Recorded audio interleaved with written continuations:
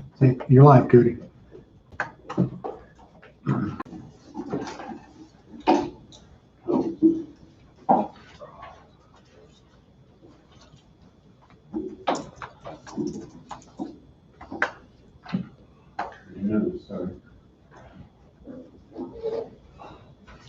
All right, join us for a flag salute. I pledge allegiance to the flag of the United States of America and to the republic for which it stands, one nation, under God, indivisible, with liberty and justice for all.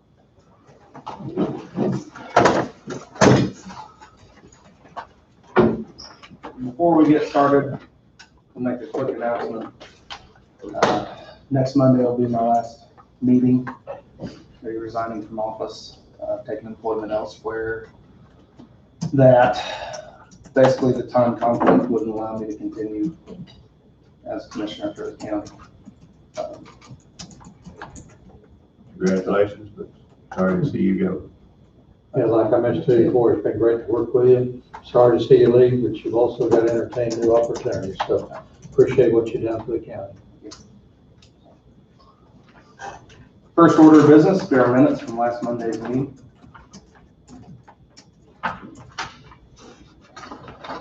Also moved, Cody. Don has moved. I'll second. Ed the second. Because I wasn't here, I'll stand. Okay. All in favor, say aye. Aye. Opposed, same sign. Motion carries 3-0-1.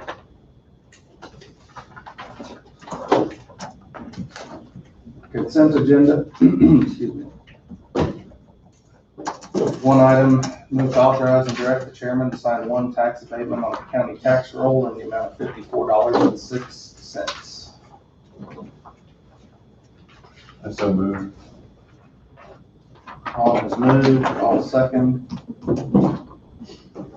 All in favor, say aye. Aye.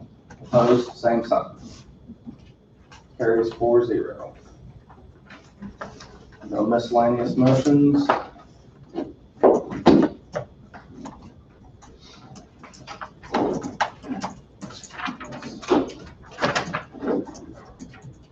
Emergency Management Director is first on the agenda, and I don't see him here.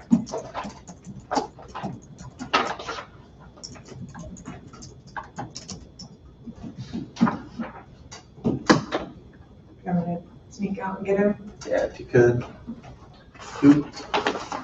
Russell.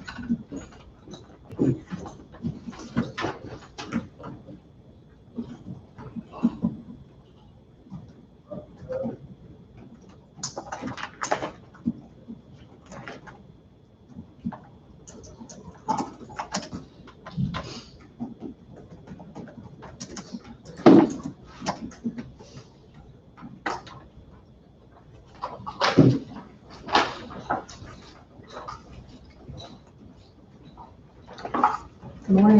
Good morning. Good morning.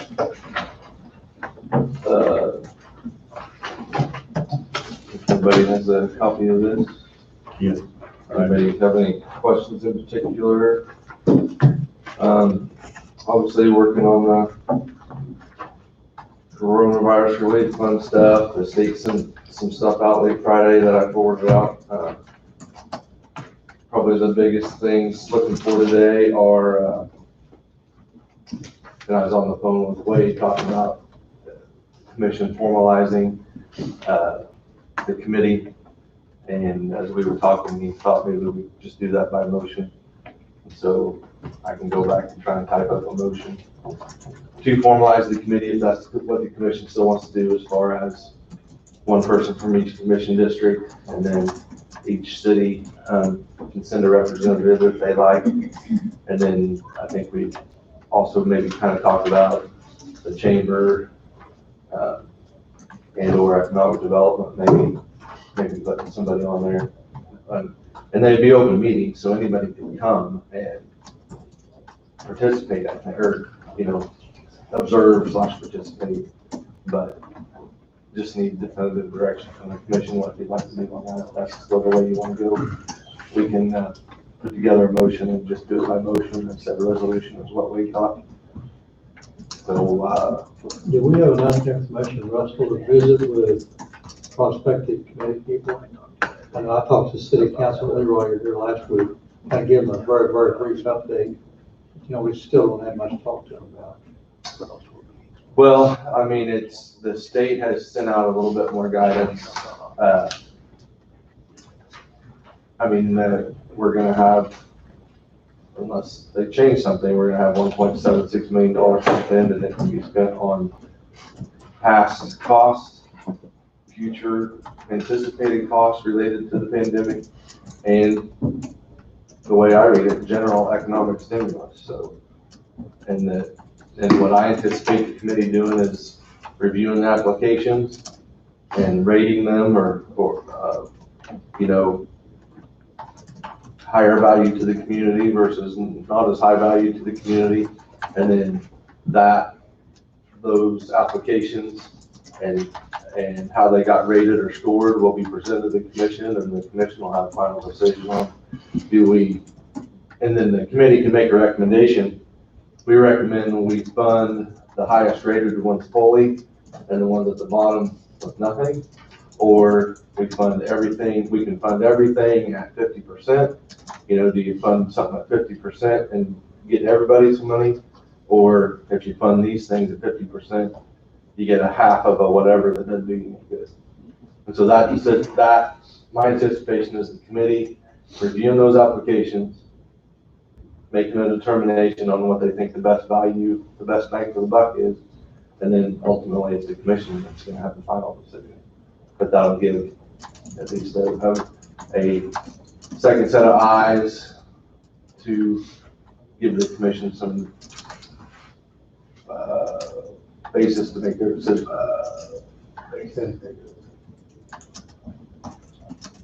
So if that's how the commission wants to proceed, when I'm done with this report, I can go back and type up a motion to that effect and have Wade look at it. I don't think so. I thought that was our consensus from last week. Yeah, person from each, like Burlington would be my, Leroy. Doug Bob have two cities, when he have. But and my thought is The city is the city council or mayor would pick their city person. Right. And the commissioner could pick somebody from the city or from the rural in their commission district. So it would be up to each commissioner who they pick, whether it was a city resident or whether it was a rural resident, and then the city council or mayor or whoever would assign. That's what I suggested to the city of Leroy like here last week.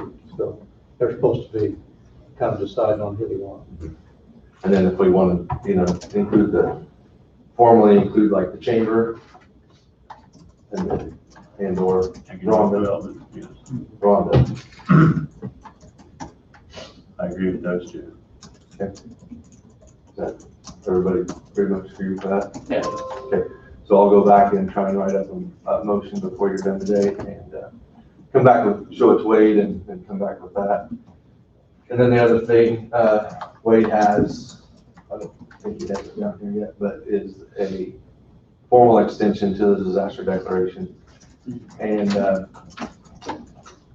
the two choices on there is does the commission have any preference whether we just extend it for another 60 days, or the state said we could also just do it indefinitely, so we could extend it until rescinded, basically. So this is a preference on the commission whether it was extended for 60 days, the disaster declaration, or extended until rescinded by the commission. I think until rescinded, because we have no idea how long this is gonna take. Right, and I would agree with that. I agree with that. Everybody else good with that? Okay, well, I'll let Wade know that then.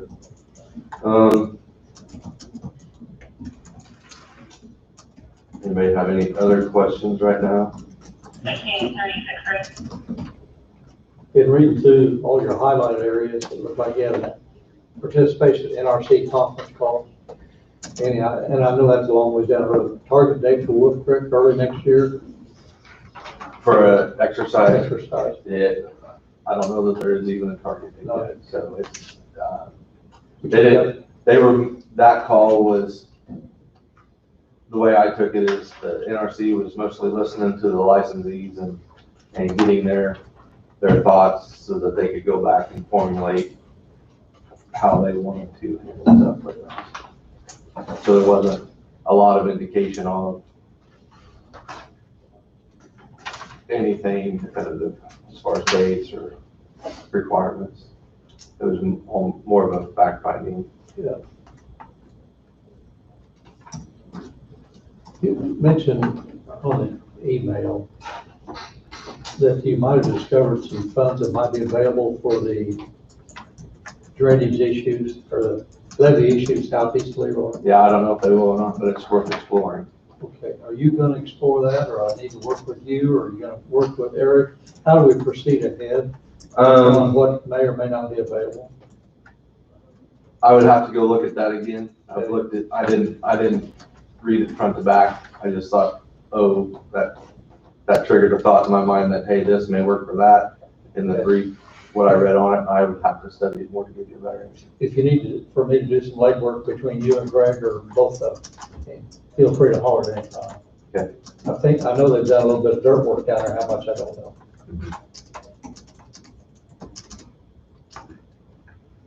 Any other questions on our report? I'll be back later then.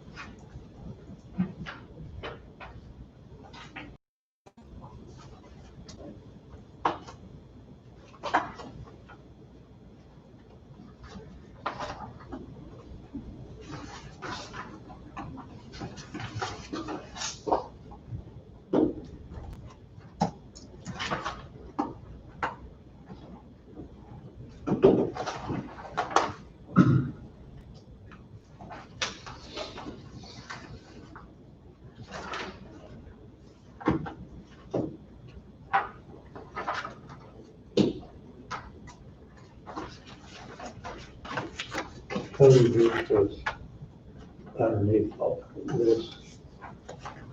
In this folder.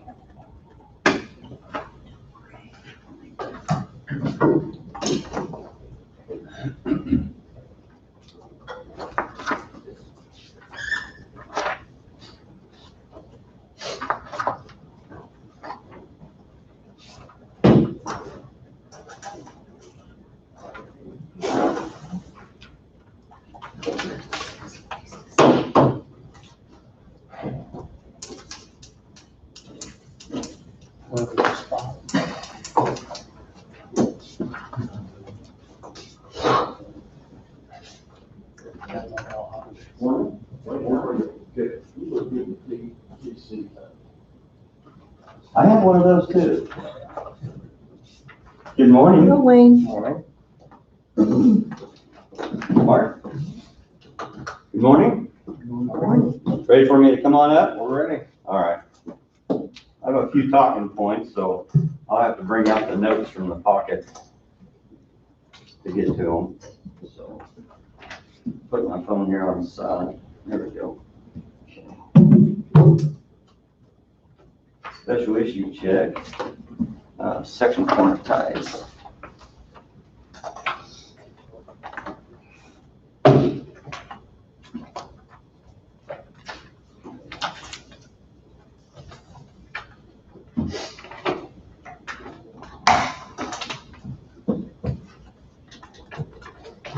Instructions in.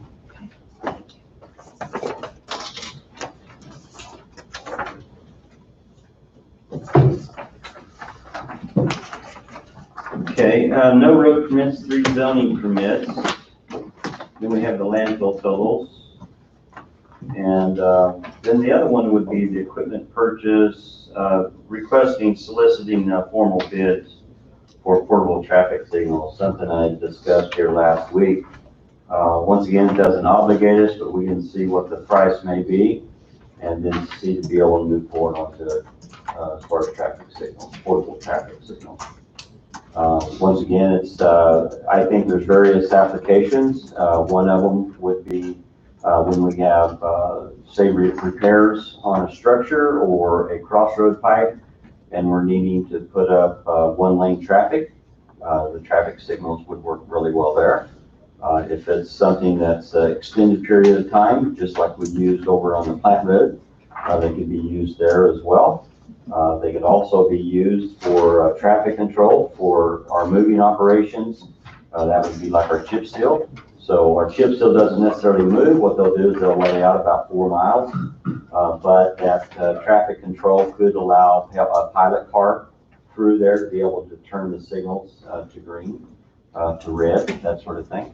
And so it would eliminate at least one flagman and would put both flagmen basically out of harm's way.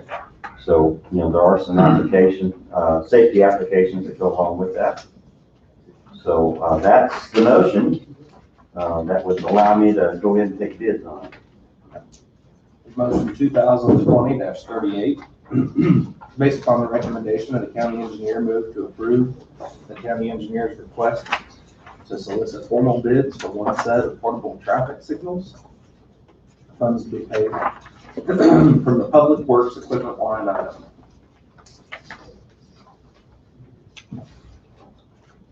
So, Go ahead. also, I'll second.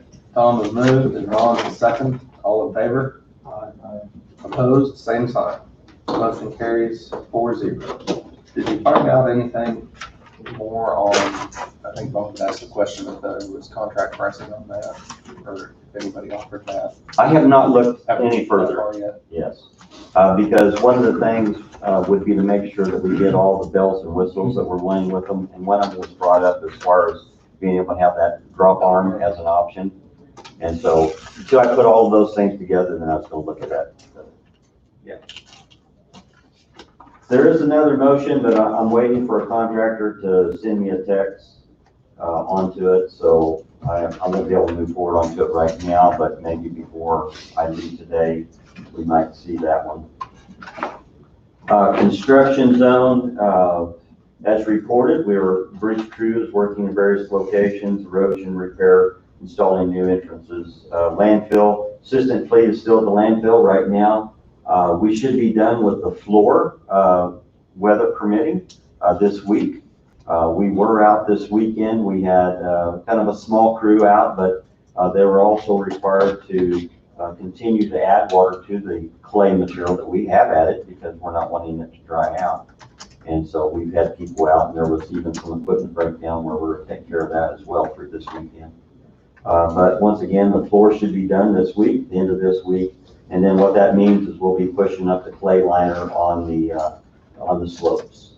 And so hopefully within about 2 weeks, we should be done with our clay. And the contractor that's doing the liner, plastic liner, actually they have a contract with Ham Construction that's doing a cell twice as large as ours out of Lawrence. And so they have a contract with them, and they also have a contract with us. So whoever gets done first will get the plastic liner folks to do the installation and so on. And so that shouldn't take more than a couple days to a week at the very most once we get those folks. So that's what's going on at the landfill. We are doing county patching countywide. We should be starting our chip seal program here next week. But there are also just there has been some discussion where there's going to be the county fair going on. So we have several folks that's going to be out due to the county fair. So we'll do what we can to be able to manage the trucks and continue with that operation. And we are doing sign maintenance and also mowing countywide as well. Stockpile chips there, Leroy, we talked about before. So that would be construction zone at this point. Update on the 6 bridges. They're at the bridge there at Leroy.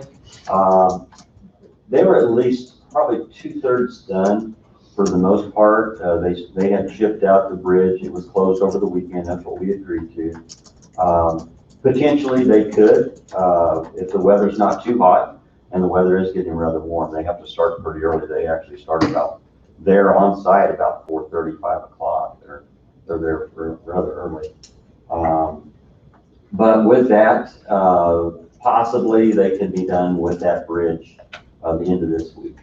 And if they are, the permit from BNSF, the railroad for Old Highway 50, this would be the right of access, was moving forward in several emails here last week, so we may have that also in place, so the contractor would be able to move on to Old Highway 50 and start working on that bridge the following week. So everything goes according to plan, that would be the schedule at this point.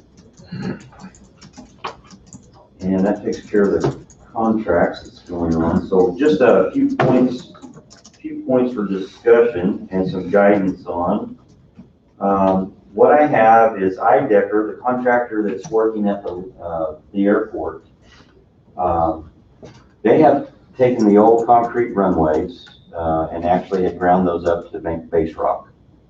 And so they had asked us here last week if we were interested into the base rock. So I had them send me the specs. I have not done the review onto it at this point, but they're really wanting an answer this week as much as possible. And what they're willing to do is sell that. It's approximately 5,000 tons. It would mean that the county would come pick it up. They would load us. And they're looking at up to $5 a ton.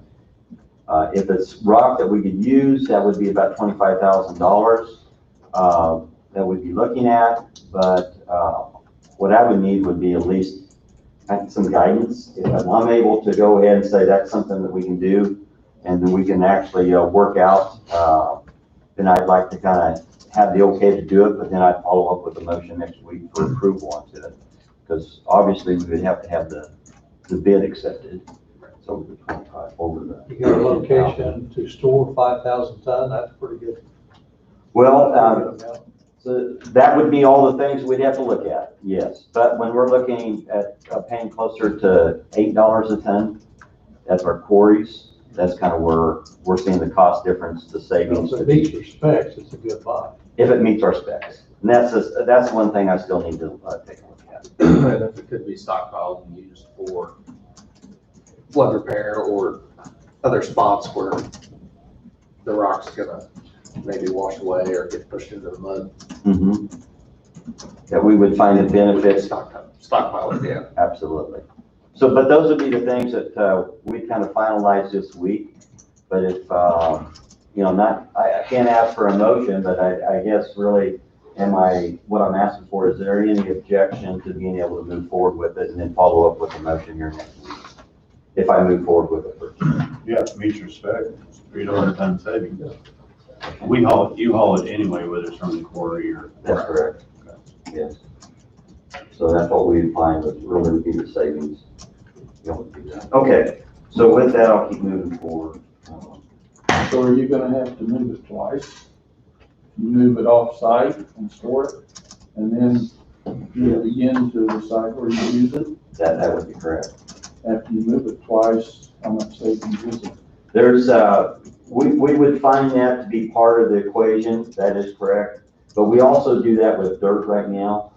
So when we do the excavation of our ditching and such as that, we'll actually load that dirt up, place it at the landfill currently right now, and then we'll load it back up to use it if we need to. We would I don't have a number on that, Fred, but I'm sure we'd lose $1 or so a ton or $2 a ton or something of that nature.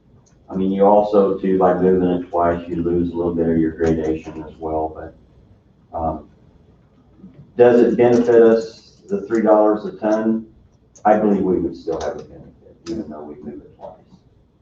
So, but those would be all things that we would have to definitely take into consideration, which we do. So we would have that.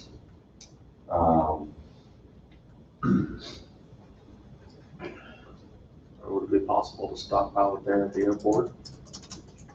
Or somewhere? Well, we would take a look there to see, but it sounded like they needed it moved off site. And I think some of that with the airport side of it is you have that flight cone situation that you can't have it just anywhere. Maybe we could negotiate that $5 then?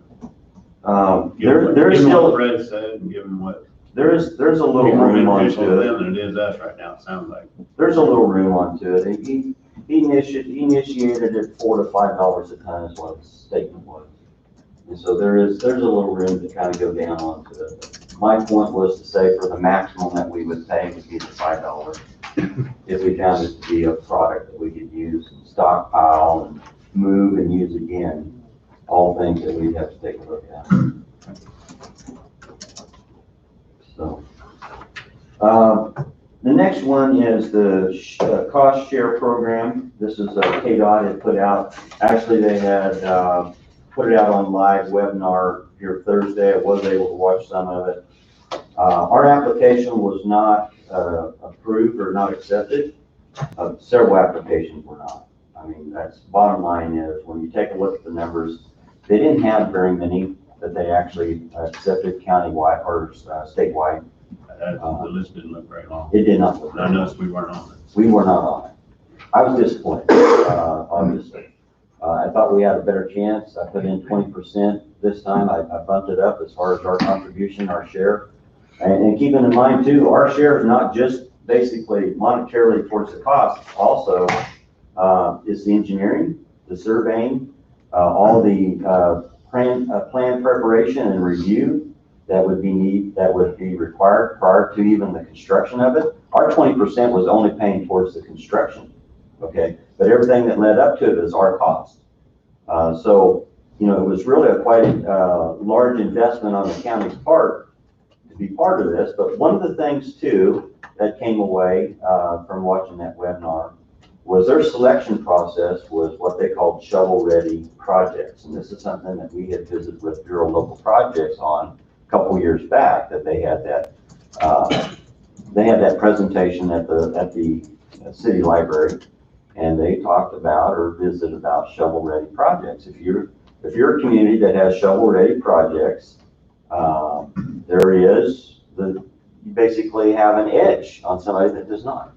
I mean, if they're ready to spend the money, they have the money now. If a shovel-ready project is available, then, you know, they want to be able to go ahead and get that money going and get it out there and start economic development, start construction, start putting people to work. So mine is, we'll put in for the next round. But how can we, I mean, we continue to put more money to it, but I'd say another option would be to actually, maybe what we should do is make at least one of these projects I'm thinking of shovel ready. And the one project I'm thinking of is the one there north of Burlington, right there at the lights. If we can make that shovel ready, then it might be more viable type project. 2 accidents there in 1 week.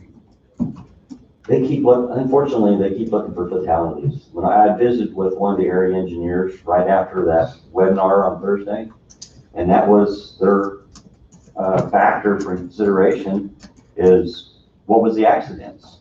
I mean, what was the recorded accidents that you had on 75 highway? It's unfortunate, but that's how they look at it. They look at the numbers. They look at basically what we know to be safe. So, but mine is just kind of put that out there is what we can do is for possibly this fall, come early spring is have maybe that one be shovel ready. Make one of our 2021 projects. Now, of course, our plans might sit on the shelf for a year or two, but at least be available. And of course, we would get the city of Burlington involved in that process, just for discussion. Okay.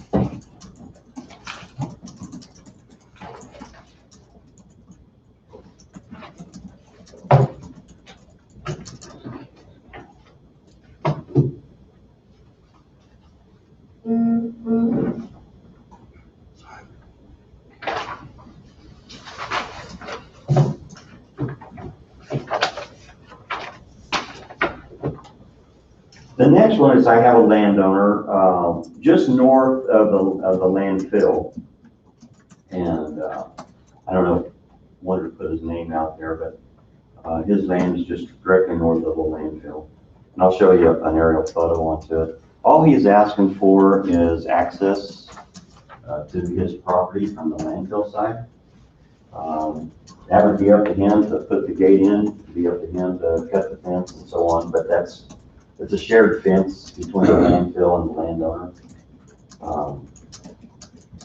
Northeast or northwest of the landfill, which parcel? Yeah, it would be the one just northwest. This one. That's correct. So the one with the home residential.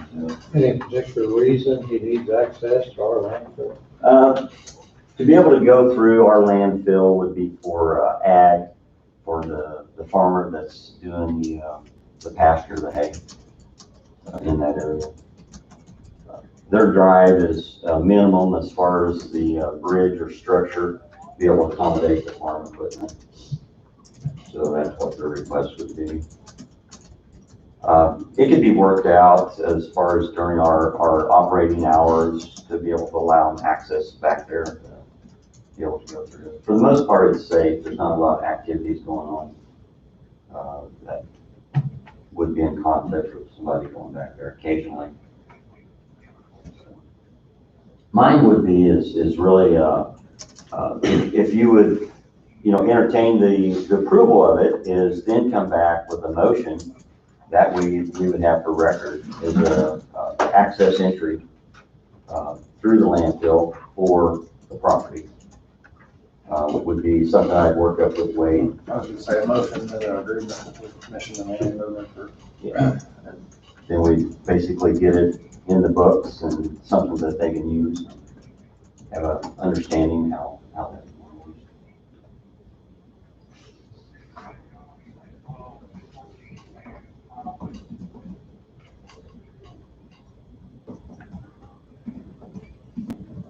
Is Wade aware of this No, request? not at this point.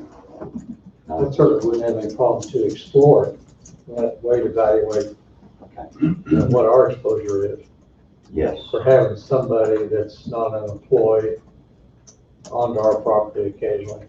That's where I think that agreement would have to be in play to make those type of statements, limit liability.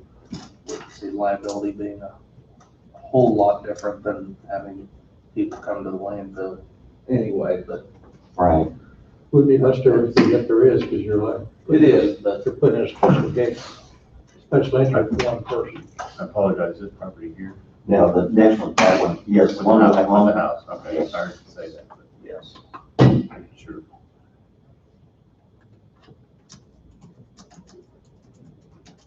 Oh, just something to think about when you have your roundtable auction. Is that something that we would have possibly this year? I know it's many things to think about, but if you think about to say if we're going to have an auction or not, and then that way we can start prepping for it as well. I believe we do have a few things. I don't have the list right now, but I believe we do have a few things. Talk about an auction. So now the next one is, we have a truck that we'll actually bring here next week. We're trying to work out the details. This was the purchasing one of our 10-wheel dump trucks that we already had on the schedule for equipment purchase for 2020. I'll bring that information to you next week, but also too is there was discussion previously about this truck was the trade-in. Is to contact the city of Burlington to see if they were interested in this truck. Bottom line is we just got information today, this morning, that they do not have it in their budget, so they're not looking at purchasing the truck. So what I'll bring to you here next week would be a motion that would allow that trade-in to take place with the company that we're making the recommendation to. So, but we have explored it with the city of Burlington. So, excuse me, that was one that was kind of nickel and diming death anyway, wasn't it? They, Yeah. yes, yes.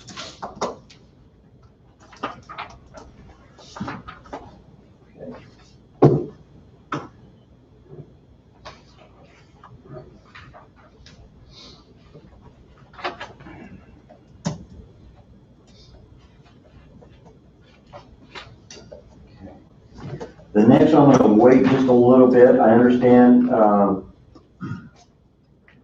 we have a resident that's coming in, and so I'm gonna wait until after that resident, so that way it gives me a little bit more time to get this text that I'm gonna be receiving on a bid.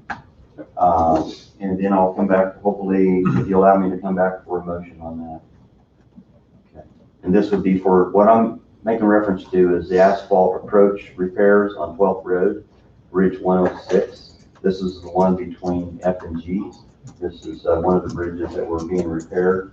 Last week I reported that I have a price from a contractor. I don't want to say what that price is until I get everything done. And then I also had solicited a price or bid from Kilo Construction as well. And so that's where I'm coming back, is asking for a motion to be able to accept the best bid, low bid. Okay. All right, that's all I have, unless you have any questions for me now. I don't have any questions.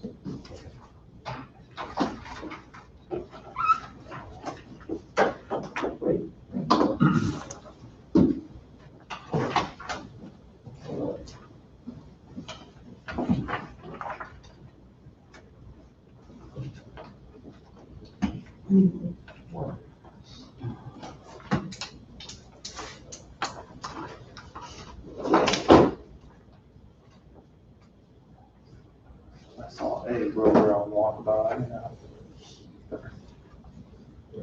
They're ready. Still a little early. Morning. Morning. If you want to sign in, we're actually a little ahead of schedule and ready for you. Oh, okay. I'll bring those too.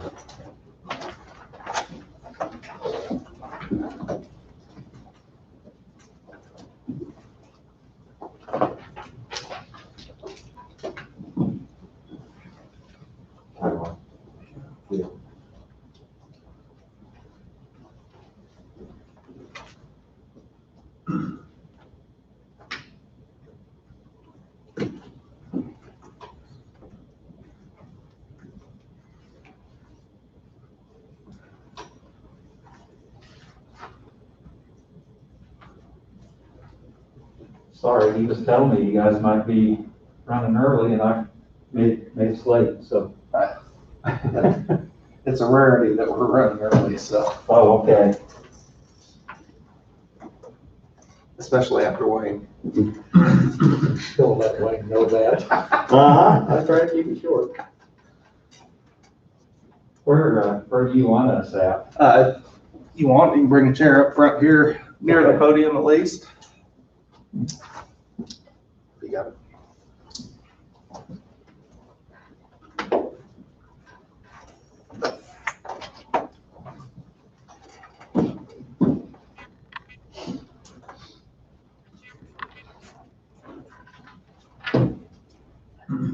Morning, Forrest, and Tom, how are you? Good, good.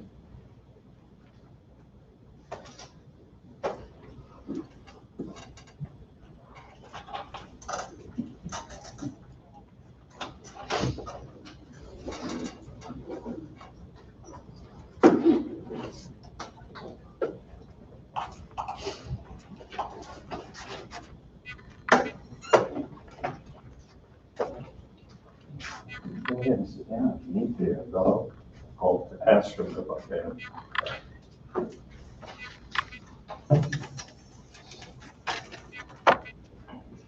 I wonder if it'd be all right if I sat down. I get kind of shaky if I stand up very We already long. discussed that. Will that be all right? I'll talk loud enough so you can hear me.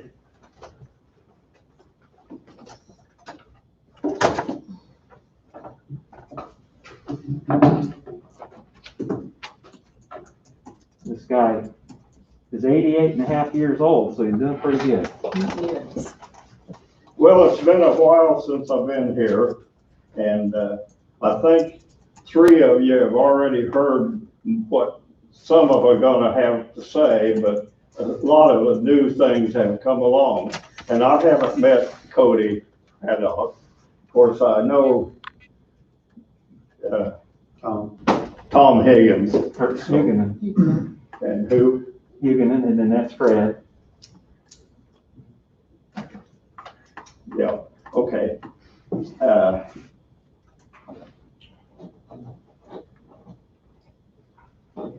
Have any of the commissioners had a chance to look at the internet on drainage and levees of the statutes of the state of Kansas. Do you know what I'm talking about? Yes. And on page 19, it's what I like to look at. It says that it shall be unlawful to divert any natural water course from a well-defined channel. And I believe we've got this going on out here in this drainage area. And I'd like to see it, why it's happening and what's gonna come up in this phase 1 or 3, 1, 2, and 3. And myself, I'd like to see a phase 0 to 1 and see something that's gonna happen. I mean, is it gonna take 3 years to get drainage from that Matthias Lake? That's what I'd like to know. And that's what I think I'm seeing in phase 1, 2, and 3. I'm not gonna give you the square feet of these drainage area, of structures, because I've got it all documented. I've got pictures, I've got documentation on everything, and 3 of you have heard the square feet of waterway openings on these structures. So I'm not going to go through all of that. I want to start on 12th Lane. That's the road adjacent to the landfill. Now, I've been told that you want to slow water down so it has time to get away below. Well, that's not what the county's been doing. They've kept adding structures through 12th Lane, and the water comes out off of the landfill just with very fast velocity. And from 12th Lane down to 12th Road, there's 25 feet of difference in elevation. So you know how fast that water's going through that half a mile. And I'm going to have to back up several times and go back, you know, so don't get excited about what I'm doing.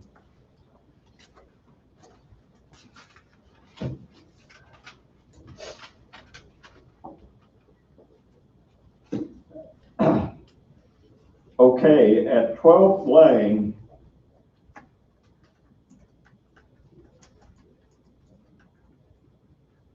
I mean, at 12th Lane structure, yeah, there's no, that would be 12th Road. The structure there's 3 9x5 concrete blocks at this 11th Road. And you can see that the water never has gone over the road there at that time. Whenever the water goes over 12th Road, it's on to the east at the curve where when they release water out of the reservoir, that's where it goes over. Okay, now at 11th Road, there's now at present, there's 4 54-inch by 40-inch concrete arch pipes at this was to carry the drainage from 1,091 acres. And January the 30th, 2006, the 4 48-inch CMPs was to be replaced by a single span structure that was put in the minutes so that it'd be completed in 2007. This was done by Commissioner Gene Murray at that time. But for some reason or other, they 2 of you commissioners voted to scrap that and go with the 4 pipes. And the answer that I got, it was to slow the water down so it'd have more time to get away down to 10th Road. Well, that's not true. When you have a a slow drainage. You want your ditches to be clean, and so when you get a rainfall and it runs off, it goes into the ditch and has a chance to move, not just stand there and back up. Now, on what's happening there, you're backing water to the north for a half a mile at times.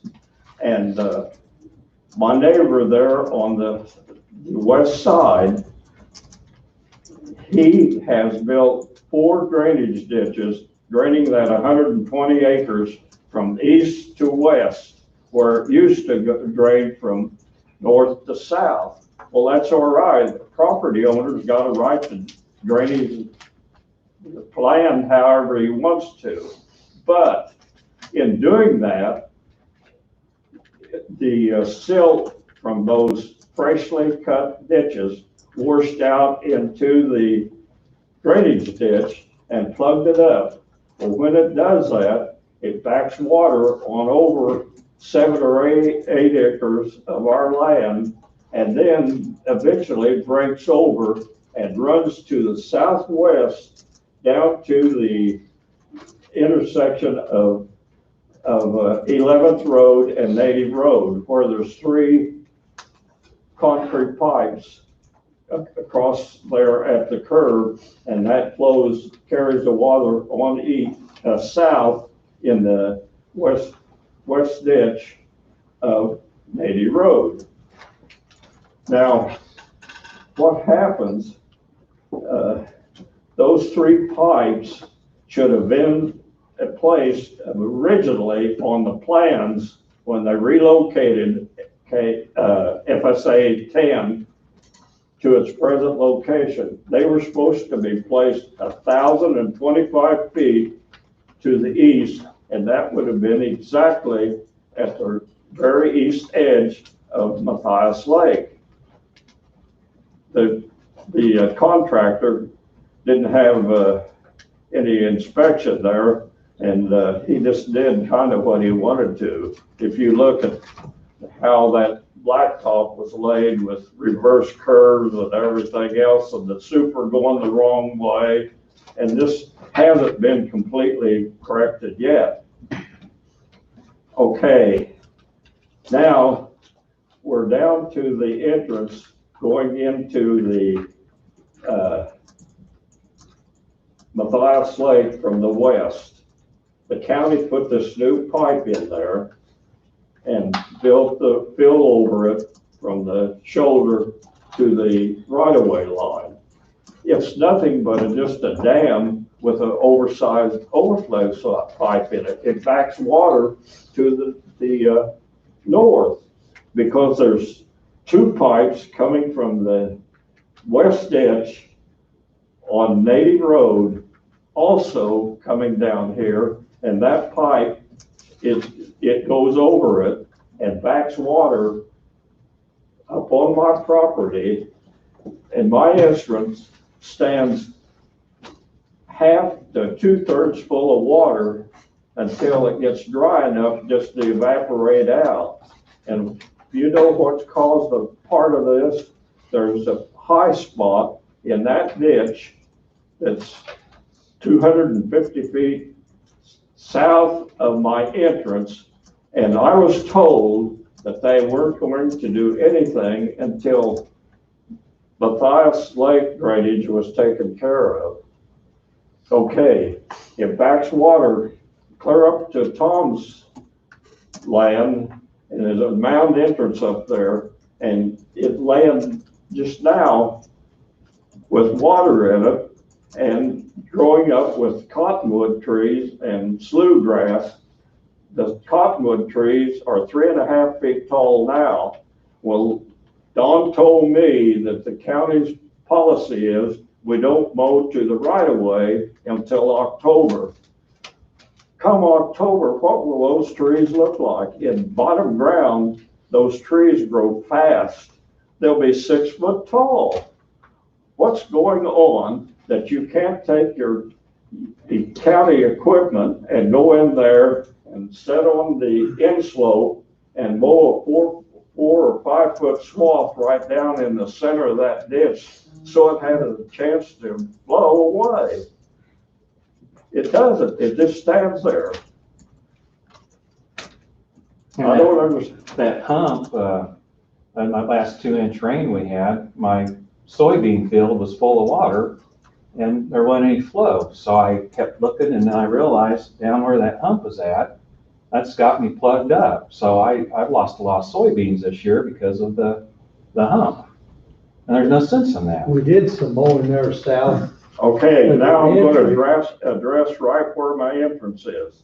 When this happens and those pipes stand that full of water, you get a ½ inch or an inch of rain. It runs down the west, to the west in the north ditch of my entrance and crosses my road and goes out into the field and tries to bypass this high spot that's in the county's ditch there.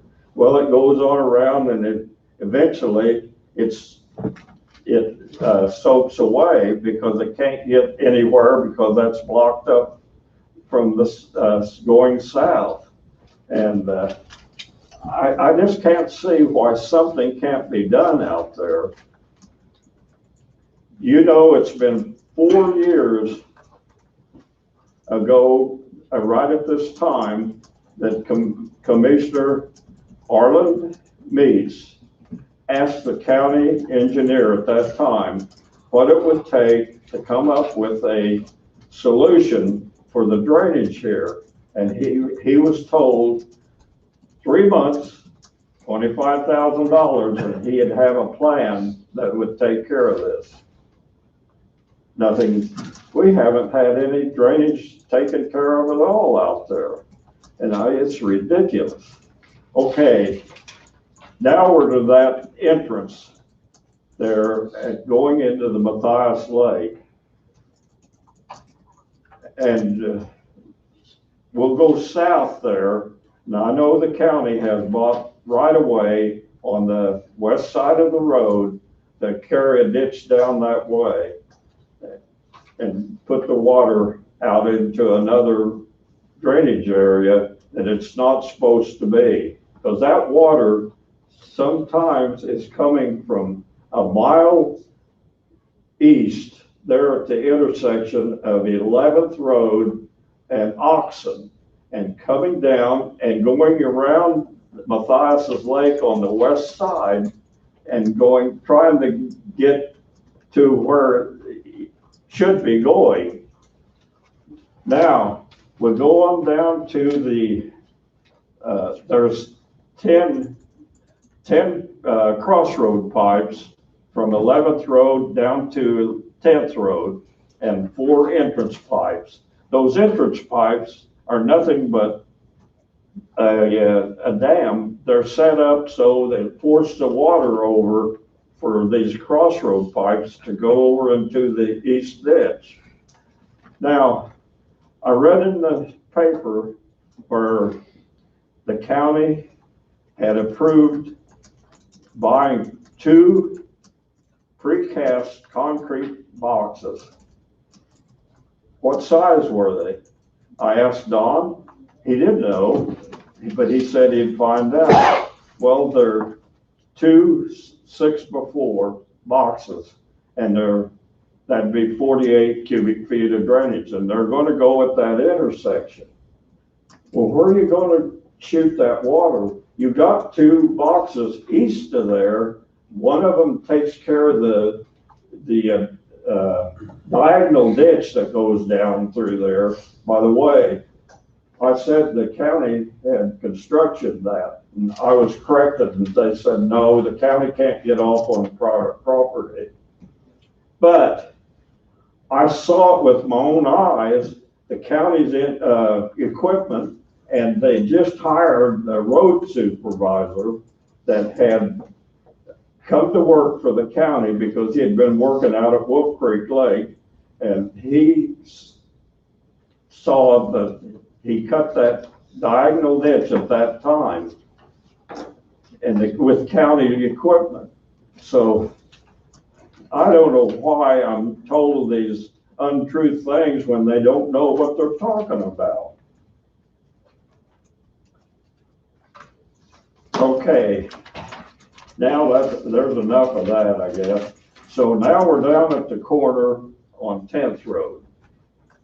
Well, in coming the spring of 2018, the farmer there dropped his field equipment and took out half of the roadway, the north lane, but the county come in and repaired that.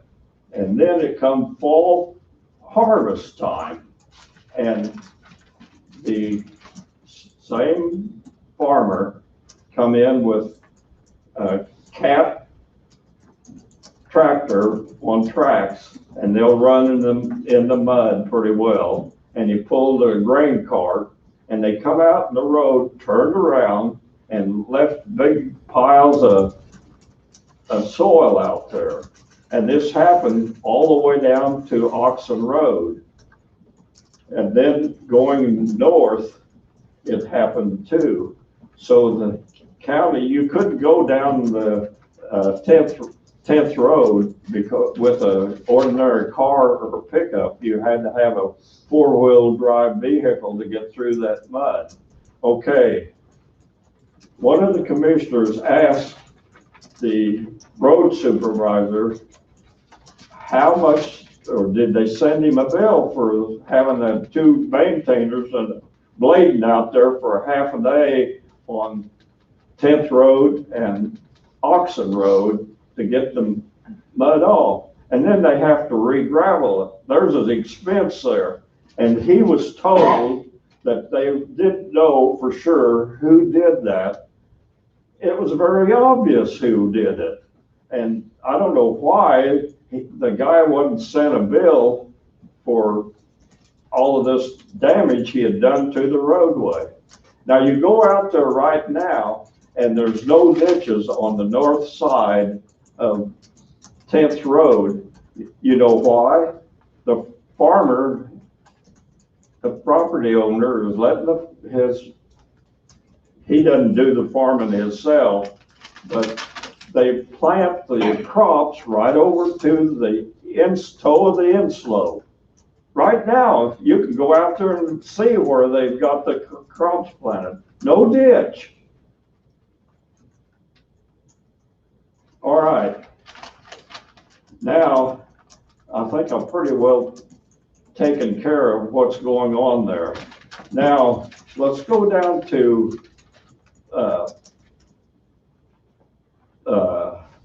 let's see, it would be Oxon Lane. No, it'd be Oxon. And there's a crossroad pipe from the east side going diagonally over to the west side and going down to the west ditch. And there's no ditch on the east side of Oxon going south. Now the county spent all one fall out there cutting a ditch from 9th Lane down to Wolf Creek, and it's wide enough to take any kind of drainage they can get down there to it. But why don't they have ditches on both sides of the road and quit this just piling it over into one ditch? And that's what's happening. Okay, now we're going to go to Planter Road. That has nothing to do with the drainage of Matthias's Lake. And here this property owner, the same property owner, owns I don't know, 160 there, but a half a mile south. And the county went in there and started cleaning out this west ditch. And they were hauling the soil that was excavated out of there over to a mile north and a mile back south to or just out in this guy's field there at the intersection of 11th Road and Oxon. Now, what happens? The county went in and staked the right of way. They got I got to tell you this, they also hauled soil 2 miles to the southwest in a section there where that property owner had low places in his field, and the county hauled several loads of dirt there to fill in his low places. Okay, now it come time for the county has staked the right of way. It come time to work the ground for the spring crops. What happens? The steel fence post disappeared that was staked for the right of way, and that the county never had time to get it sodded down, which they usually do. And he started farming right back out to the top of the back slope, filling in the ditch again, and nothing's ever said about this. You're hiring people out there that has the authority to find out this and come to you people and put the pressure to stop some of this. This guy is just doing anything he wants to. I was told that I should sue. The only way I was going to get anything done out there was sue. We hire you guys as county commissioners to do that, and you got a county councilor that can sue somebody if he feels like he ought to, not a private property owner having to take care of the lawsuit. We don't do that. In other words, we shouldn't have to police other people's ditches. Yeah. Now, I want to go back to the curve right there that goes from 11th Road, or from Navy Road over to 11th Lane. That's going into Burlington. Has anybody really stopped and looked at that curve? It's marked 50 mile an hour going around that curve. And there's 7 potholes that's been filled at one time, but now they're down again about an inch holding water. And you got one now right on the white line that's 3.5 inches deep. I'll tell you, if anybody goes around that curve marked 50 mile an hour and hits that one pothole, he's going to end up in the ditch. I know the county engineer and the road supervisor and the assistants have gone by there several times and saw this. I don't know how you fix that widening along there, but it's terrible.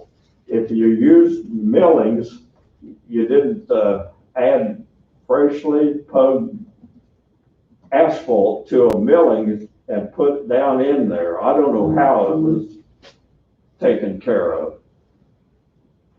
That was discussed once or twice. That was been discussed twice. The first time it was fixed, but maybe we didn't have the right material put in it. Well, I don't know whether they cored down Yeah, I don't. 3 or 4 inches. I don't know. But if you use millings, you've got to add either pug it or put it out in a windrow and add fresh concrete to it or asphalt to it and put it in, and then it'll roll and it'll stay in. But it's rattling out now. It's dangerous. Yeah.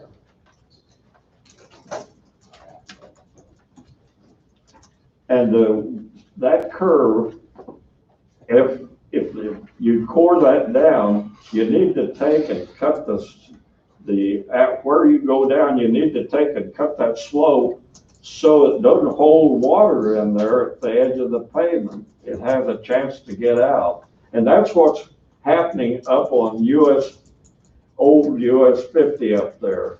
I went up there, we went to Lebo the other day, and they told me that they were having problems up there. Well, that's the same thing that's happened there. I know a little bit about old 50 because we took that, before the county took it back, we were, constructing I-35, and that was part of it, that we went in there and we filled that had a 9-inch lip on it, that flipped up the air. We filled that with asphalt so that it would drain plumb out onto the shoulder. But see, it had drains every so often before we did that, and they removed those concrete drains going down. Well, that's what you need to do up there. You need to have if you core that down 4 inches, you need to cut that slope so it don't hold water in there. You're trapped that water in there, and that's what's causing that to fail up there. And if you can't cut the slope, you need to add a 4-inch perforated pipe so that you can pick the drainage up. In which county you've done this in a couple of places, I've seen it, and you know what I'm talking about. But my big question is, why can't we get something done out there?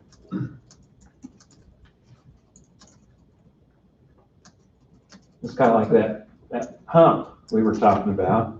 I mean, we just came out of a drought, and we get a 2-inch rain, and then my field's full of water. And it just seems like there's something horribly wrong going on out there. I've got pictures, if you want me to prove something, I've got pictures and files on what's been going on out there for about 25 years. And pictures and a profile, and I've got proof of what I'm talking about. I think you longer than that, 1976 or 77, so that'd be more than 25 years. Yeah. And by the way, I don't know if Wade knows, he's a KDOT for 40 years, engineers technician number 5, so he kind of knows what he's doing. I can gather that from this discussion. Was for me, Frosty, I noticed twice you've been in, What? I said, for me, Frosty, I know this is twice you've been in since I've been here. Tom says he knows you've been in twice since he's been here. And I will look into this further. Part of the plan's in place to hopefully get some water drained down the west side of Native Road on further south, that hopefully that would alleviate the 3 or 4 acres of water that's on in that field field south of your lane. And hopefully Those two that now the precast dirt you're concrete boxes you're talking about that's going to be installed there at the intersection of, you're diverting water from another watershed in over there. You got those 2 pipes or 2 structures going east there on the 10th Road. One of them for the diagonal ditch and one of them's down there for the drainage ditch. You can go look at that drainage ditch today from the north and from the south, and it's nothing but just plugged up. And if the property owner don't want to clean his share out, if you look at the statutes there, if it's bothering the embankment on your roadway, you have a right to clean it out for him, but you can charge him the bill.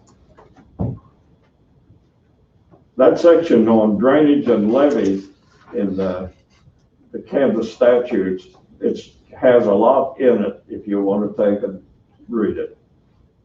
I know I spent a half a day or close to half a day in Topeka a year ago at the Water Resources trying to make some discovery. And since that time, we still haven't accomplished anything. I guess I need to apologize to you, but I was hoping the water going down the west side of Native, you get there, I'm not sure of the road, Native and 10th. There's a big ditch on the east side of Native going on further south. And that thing doesn't carry any water at all, and it's very capable of carrying a lot of water. Well, Don, you know exactly when that property owner quit letting the water drain out the southeast corner, which it has done for years and years and years. I've got photos, even with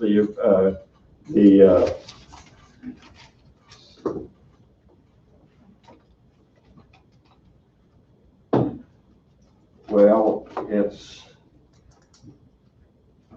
Department of Revenue, property valuation, and the Coffee County Commissioners met June 1992, but I don't know what the outcome of it was. But that photo was taken, and I've got it, of that area there where it definitely showed the drainage coming out the southeast corner, not the southwest corner. This is what I'm saying. You're draining that 90-acre lake into a place where it's not supposed to be. It's not supposed to be draining out the southwest corner. It's supposed to be draining out the southeast corner. If it hadn't been for plugging that southeast drainage up, it wouldn't have found drainage out the southwest corner. But I know in my experience there at the elevator, when we done the spraying and fertilizing, we had to go around the section to get into the north 20 acres. That's right. It was that way for 20 You years. know exactly when that was blocked off. I don't know exactly the year, but I know it's blocked off some time ago. Intentionally or just farmed across there when it was dry, I don't know that part of it. But over time, it's gradually gotten filled in to where they're farming this one field versus two, which has created, the water gradually found a weak spot and going out the southwest corner. Well, Howard Nelson come to me and asked, can I go across your property there to get to our property down south there? We want to do some work. If I'd have known where he was going and what his intentions was, he'd have had to load that up and haul it across. That's what he didn't want to, from the rock quarry there. He wanted just to drive his D9 cat down there to do the work.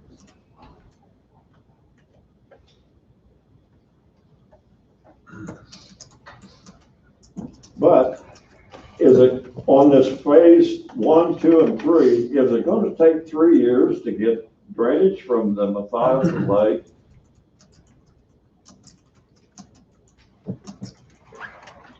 Okay, behind you. Yeah. I'm not sure I've been a big fan of this project to begin with, Frosty. But again, you've got my attention. I'm gonna look into it further. I'll be with Dawn. If we have an apology, then we do apologize for not grabbing a bull by the horn somewhat, so to speak. But I know you've been in construction a long time. He knows that they need to grab the bull by the horns and Oh, okay. I can't hear very well. You're fine. I need You're to fine. In other words, Tom's saying they're gonna try to get into it, and look into it. This has been an issue for you for 25, 30 years plus. I fully realize that. And I don't know exactly the progress of phase 1, 2, and 3. I recognize it's something absolutely has got to get done. Now, if it's the producer farming down in the road ditch, they're not the only farmers that's farming in the road ditch.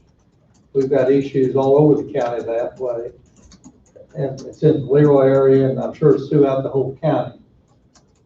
And what project or what steps do we need to take to reduce that or stop it totally? I don't know. We'd have to visit with Wade. But when they farm the road ditch, we've eliminated our drainage in that area. Well, the Santa Fe Railroad, they knew what they were doing. They had a trestle on this, that drainage ditch there, that it was 40 foot wide. And I've got some of the timbers out of that. And you asked me about, my entrance up there. going from one field over east there, remember? It was a concrete pad in there, but I had to put in 3 pipes and cover it with just enough backfill to hold them so that I could get over to that field, because every time you'd go down through there, you were driving in through a foot or foot and a half of water due to the fact that it was being held up down below. And I've got it fixed so I don't hold water on anybody. It'll go over my entrance, or going from that one field over to the other, before it'll start holding water out of that ditch. It isn't that blockage still holding water on your 80 acres there, Well, the beavers, 4 or 5 acres? the beavers have. Or are we gotten- talking about a different, okay? No, I think you're on the. I know the beavers have been a big issue Yeah. out there, and I Yeah. know Yeah, there was your tenant is, eight beaver dams that Levi tore I out. know your tenant is Yeah. taking care of some of that or trying to. And you said that you want to be careful going on, well, when somebody's holding water on me by letting them beaver dams, why, you gotta take care of them. Well, actually, that property owner has been grateful that we've done that because it was starting to affect him too. So, Yeah. and he's been out tearing them out too. I tear them out at home all the time.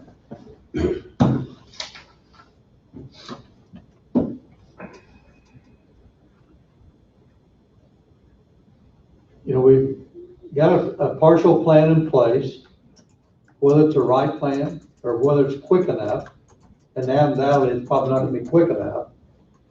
We know the area there for 4 or 5 miles, or 3 miles and a mile and a half wide. You know, the elevation doesn't change but 12 inches, and I know you're fully aware of it.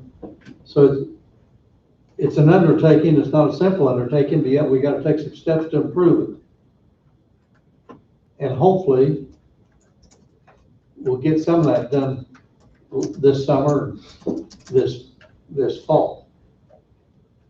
I know we don't have a perfect answer, Well, but I respect who has I an respect what answer? you're bringing to the table. Who has an answer for what he's been doing, and the county don't get any pay? Or if you look at that ditch right there at the drainage ditch on 11th Road now, if you go look at it, it's got water standing in both sides there going east. It shouldn't be. That's taking care of your fill there. It's deteriorating that road. Anytime we've got water standing, we know it's gradually seeping into our road structure, so. Especially this time of year. Or whenever it's wet. Last fall was extremely wet Yeah. too. So.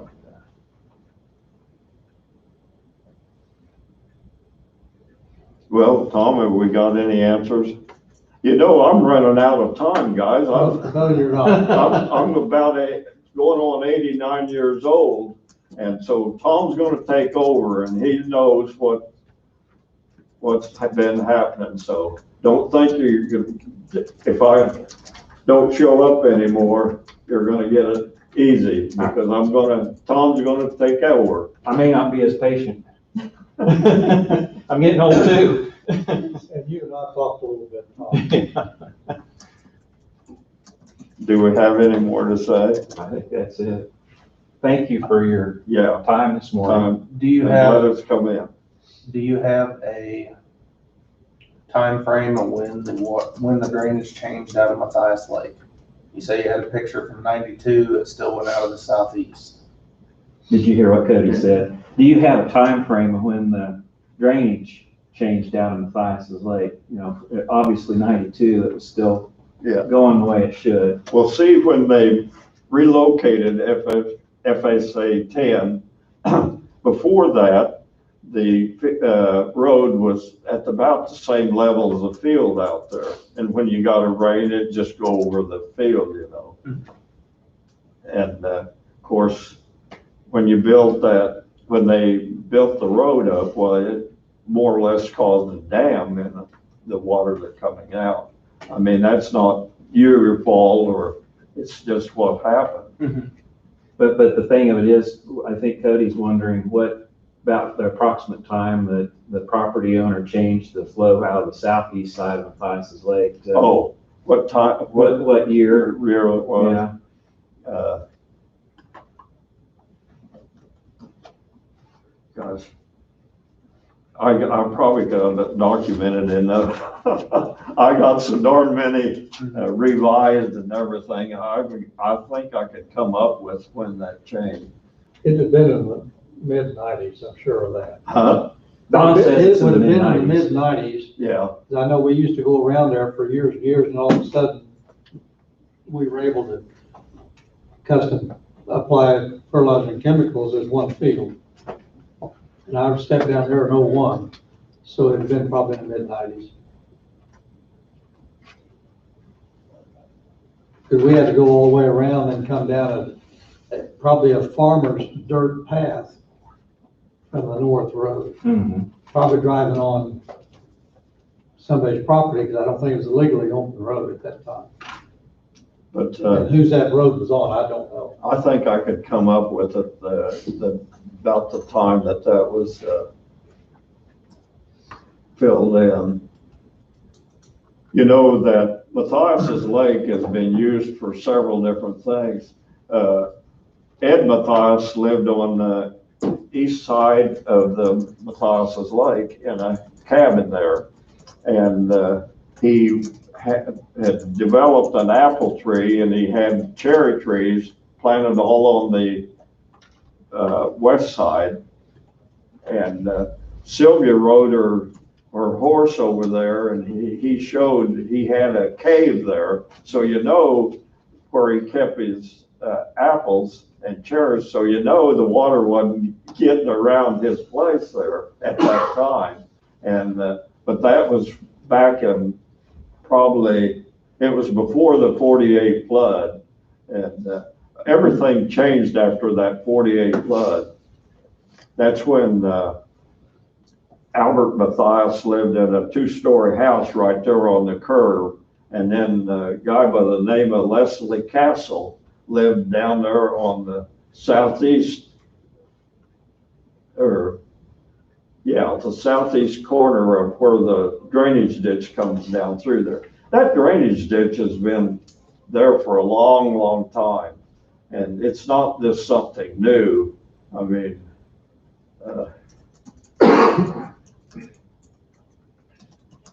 Well, I think also after last year's floods, I don't think really the ditches have been looked at that carefully. I mean, some of the issue might be there's still some problems from the flood from filling in something, so. well, It Tom seems like- knows quite a bit about the 51 flood. His house went through it where he's living there in Burlington. They took it across the river down by the Keller Park. I wonder, did the farmer, when he I filled in that guess we ditch at better go. Matthias, Tom's asking. I'm wondering, when the farmer filled in that ditch at Matthias to get the divert the drainage, did he have a reason for that? Don, I don't know, do you? The only reason is just to farm an extra 10 to 15 feet at property that you technically don't own. They can add a few more rows of beans, a few more rows of corn. So he didn't, so to this day, does he not own that? I mean, I guess that's the question. If he didn't own it then, does he own it now? Well, the road, most of those roadways are probably 60 feet, and that's a guess. But when the top of the road's 24 feet, you know, and they're getting within 6-8 feet of the road, we know they're farming some right of way. This is not the only location. It happens throughout the county, all over. I'm sure of that, because I know what happens in Leroy. So, Well, but how you stop that, I don't have the answer to that. you could go out there and look, that the timber comes out to the southeast where the water, where that drainage come out the southeast. I mean, it comes out quite a ways from there. But on that Matthias's Lake, Albert dammed off the north side so water could get in there. We hit a dry spell, and he planted that 90 acres into corn, and it got up about armpit high. And then he got a big rain, a 4 or 5 inch rain, and it breached his dam up at the north side and filled with water. Well, then he leased it out to a gun club out of Kansas City, and they pumped water from the river over and kept it up at a certain elevation. It's been something else. We can. Yeah, I think we're finished. Thank you. Yeah, thank you. Yeah, thank you guys for listening to my complaints.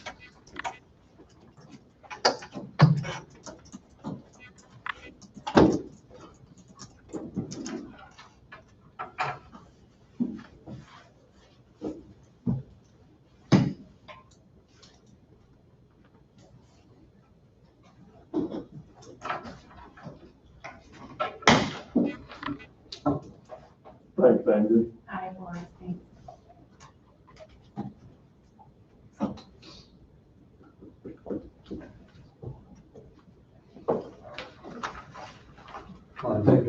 Take a short break.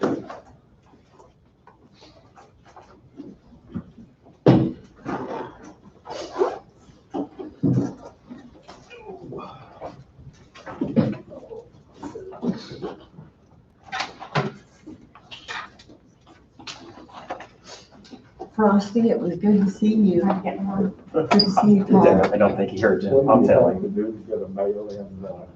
We can get you one upstairs. Do you wanna take him upstairs? Tell him I both won. Okay, well, you can pick them up right here in my office. Brad can get it for you. We'll be super done. We'll be over on that. Forrest, how we doing, sir? Good, good. We'll be working on it soon. I know it's been 40+ years. Yeah. We've been playing phone tag for days. Yes, we have. We have. Appreciate you coming. Yes. I was gonna text you for Robin first. Yeah, After yeah. You may have to touch it. Yeah, I appreciate it. That'd be fine. Okay.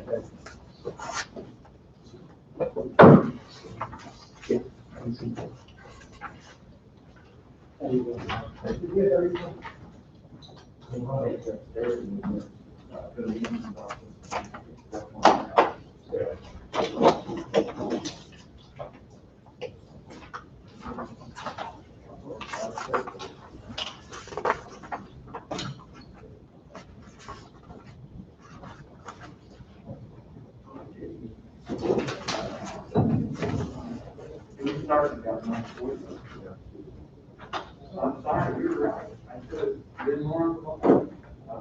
I just didn't want to have to sit for a long time. Well, sometimes.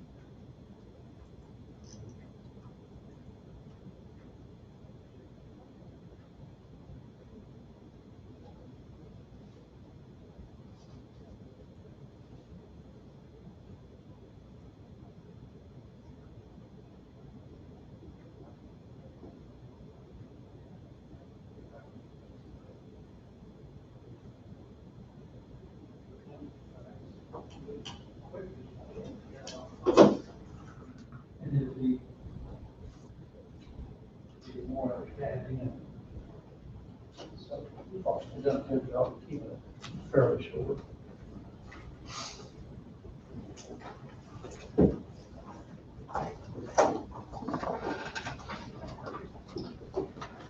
So I didn't sign those, budgets. I mean, they're gonna be, what they are probably there, and then this one is. On, so the extension council is their whole budget though, not just our contribution, right? Right, but it Right. was our Our contribution here. is county appropriation. That's the normal one that they give us every year. And then the reports, I mean, there's. a- Yeah, there's-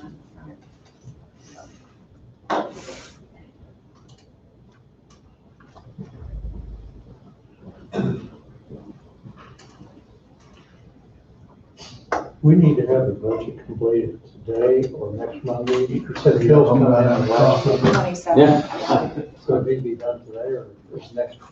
Next Monday. Okay, so there's 2 or 3, and we'll probably still need to visit about a little bit. I just need to have all the numbers input to them, so then when they get here, we don't waste their time or ours. We definitely don't want to waste theirs. Right. I don't mean that's the way it sounded. At No, $200 right. or $300 an hour, we don't. Right. We'll get to call Brandon and see if he's available. Could I, come back up with that motion? Wade had, or, sorry, Wayne.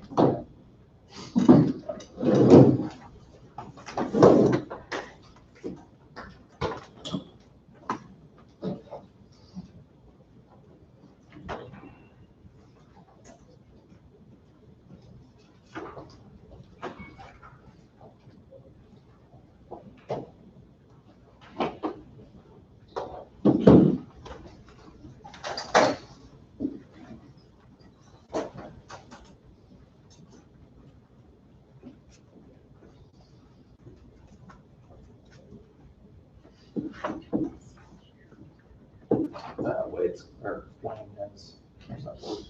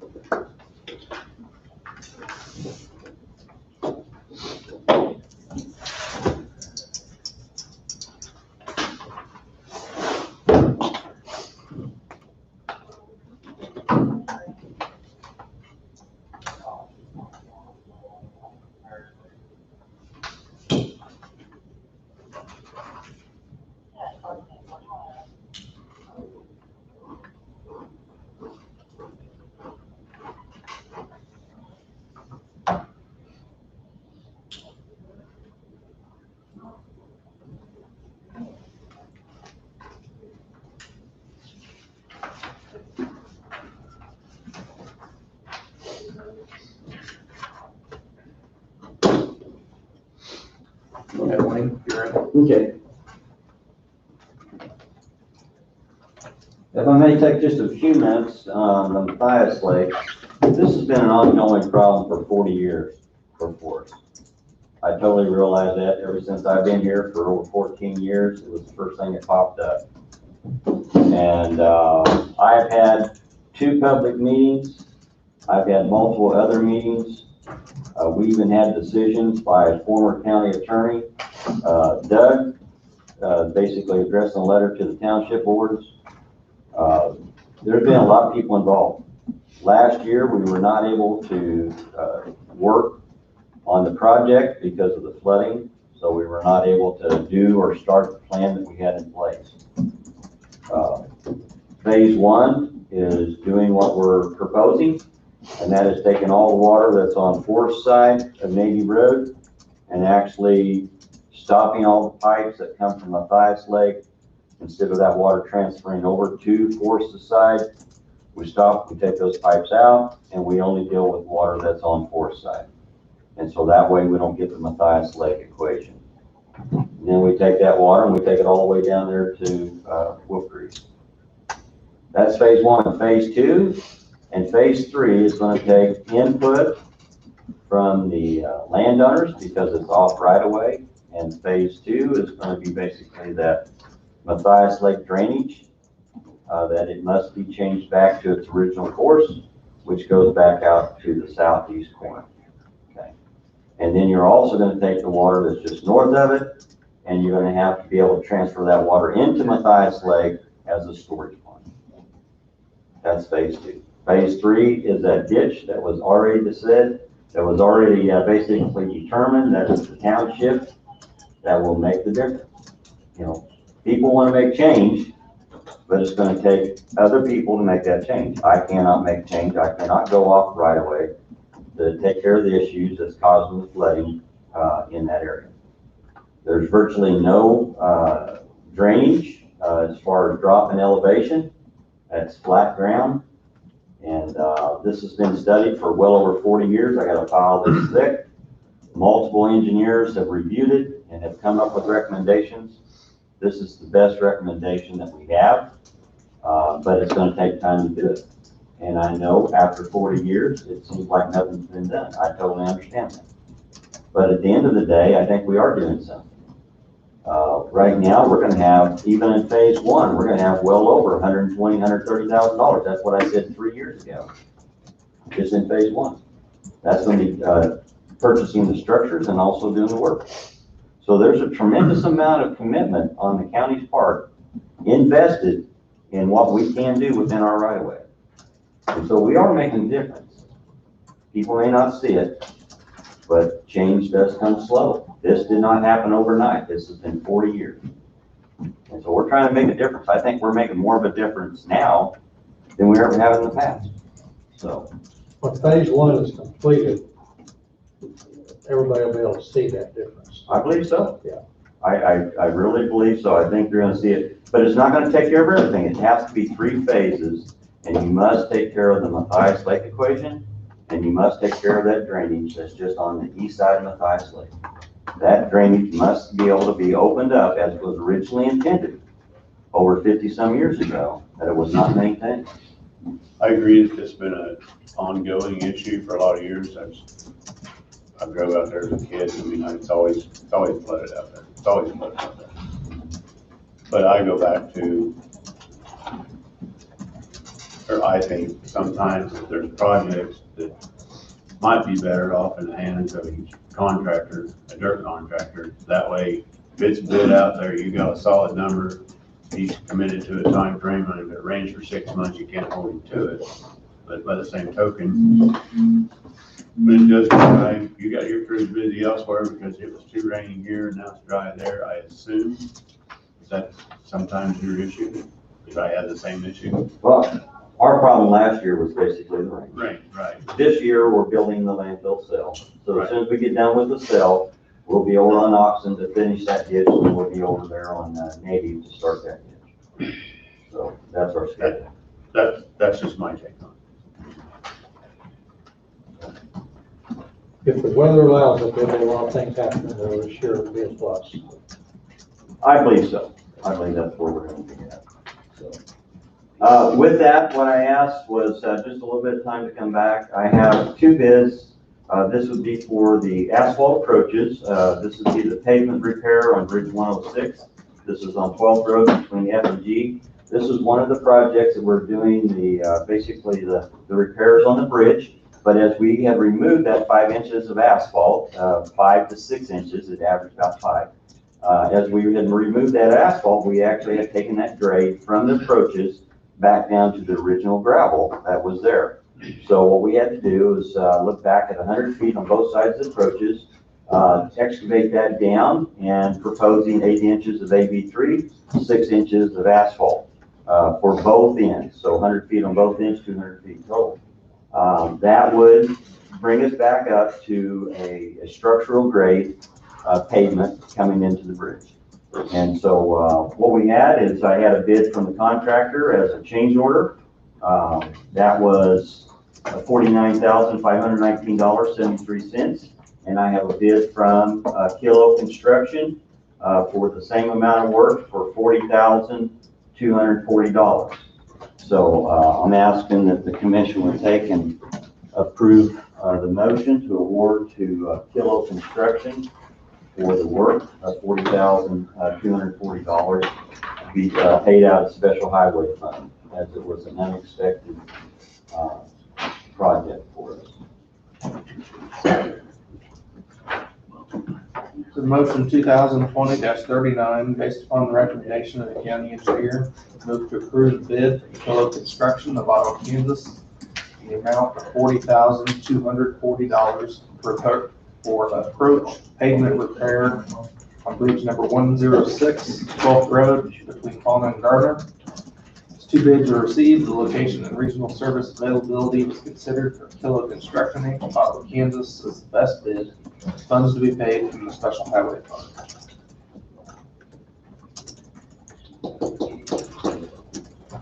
So move. Second. Tom has moved and Fred has second. All in favor, say aye. Opposed, same sign. Carries 4-0. Now, I have another little project. I don't have necessarily a motion. I just want to get guidance, if you can give me guidance onto it. 22nd Road, if anybody's been on 22nd Road, there was some of the repairs that actually was part of the wind farm back when they had done the wind farm. And you can see where it's punching through right now. It's near Trefoil. We have already done Trefoil Road, so those repairs were not able to be part of that original contract.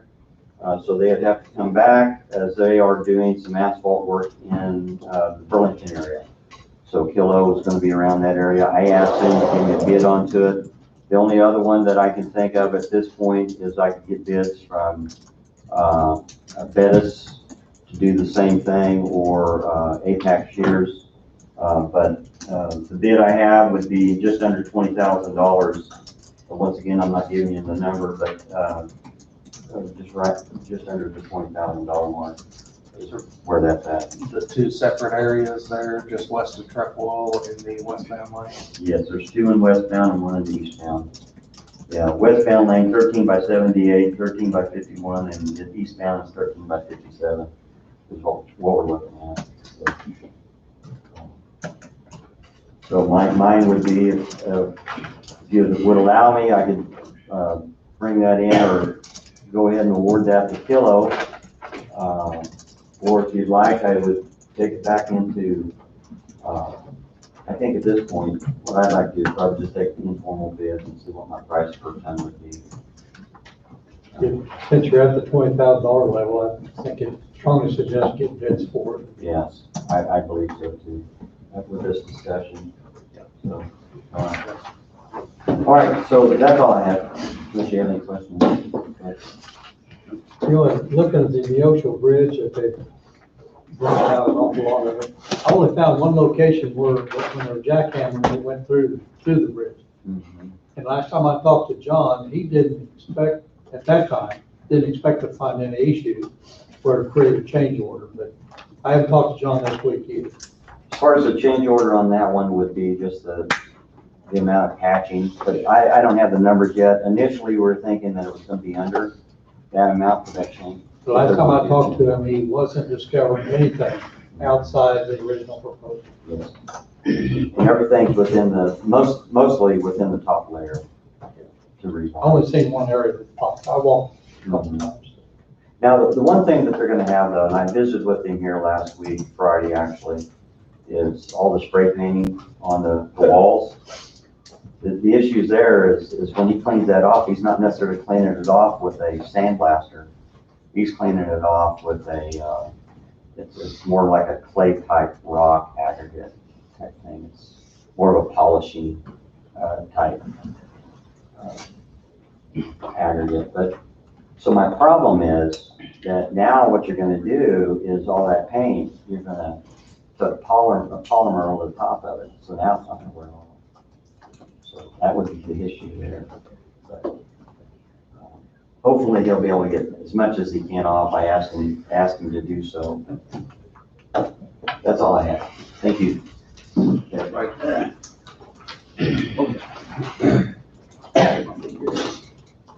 Randy and Wade, if you're ready. Okay, yeah, I probably was a little premature on that, but all I was doing was gonna update the commission. I visited with Wade about the jail study.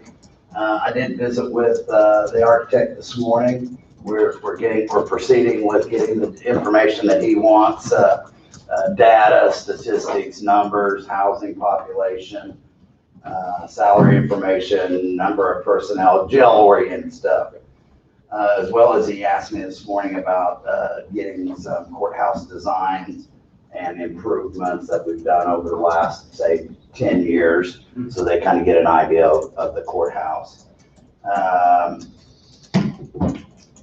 Also, the committee is going to need to meet soon and talk about some of the different options, things that he's asked us to get that I'm going to work with GIS on and stuff. Cody, who do we need to, or what do we need to do on your position? What do you want to do? I know what I'm doing. Yeah, I know what you're doing. So I didn't know if I needed to start including somebody else. That, that's supposed to be me. I'm vice chairman unless somebody else wants to volunteer, but What's the procedure with our chairman stepping down? What's our procedure to move ahead, right? to move ahead with what? Which part? A committee member to sit on the committee, you, me, The the county. committee would be just pick somebody to sit on the committee. As far as the commission, vice chair would become chair, Okay. and then January when you reelect. Because what I've been doing is when we do have to have a meeting, I try to push it out to everybody and find a meeting date that works for everybody's schedules and stuff. I'm gonna try to keep them short and stuff into whatever subject matter it is. What the subject matter is currently will be plats around the courthouse and plats around the county, that sort of thing. With just information for the architect and stuff, and then he plans on wanting to come down soon and meet with us again. So. If you got somebody else in mind, that's fine with me. I can forward it out to Donna and she can get it. Yeah. And then whoever's gonna do it, just get a hold of us and we can start including you on the emails. So. I think it makes sense for Tom to be that person. Also, Larry said he didn't get the contract back. The original. That we signed. It was signed. I know it was signed. I'm not sure. Russell has them. He had 2 contracts. Unless he put it, because I know we signed 2 to get 1 to them, unless it's in the mail to them. I just Okay. Made it yet. Okay. That's who I gave them to. I'll check with Russell, because our architect said he didn't have it yet, so, and it may just be in the mail, so. All right, otherwise, we're proceeding on that, and gonna schedule some meetings and try to keep that moving forward for everybody. Anything, Wade, I missed? I mean, I think right now, time is of the essence, because at least part of it is gonna tie to the coronavirus funds, and how that all works out. I think that's to be determined, but the sooner the better. Yeah. And I think that's my understanding why the commission decided to move forward with. The timing just worked out for that. So I think that's about all. Unless you think of anything else, I think we're moving forward, and I'll schedule the meetings, and that way the architect's got what they need, and he's wanting to keep us going. So we'll see what happens over the next couple of weeks and stuff. So that's all I had on that. Vehicle disposal. We did do the advertising in the newspaper. Yes, sir. I'll leave it for Bob. Yeah. There you go. Oh, damn, thanks. There we go. There you go. Okay, we did advertise the vehicles in the newspaper. I haven't received anybody else, and I didn't check with Angie this morning, but if anybody come to your office about the vehicles. And don't have anybody come to commission office, so I'd like to move forward, and that's what the 4 motions are. Each one says the same thing, it just changes the VIN and the amount of money, but it does, I'll let you read it.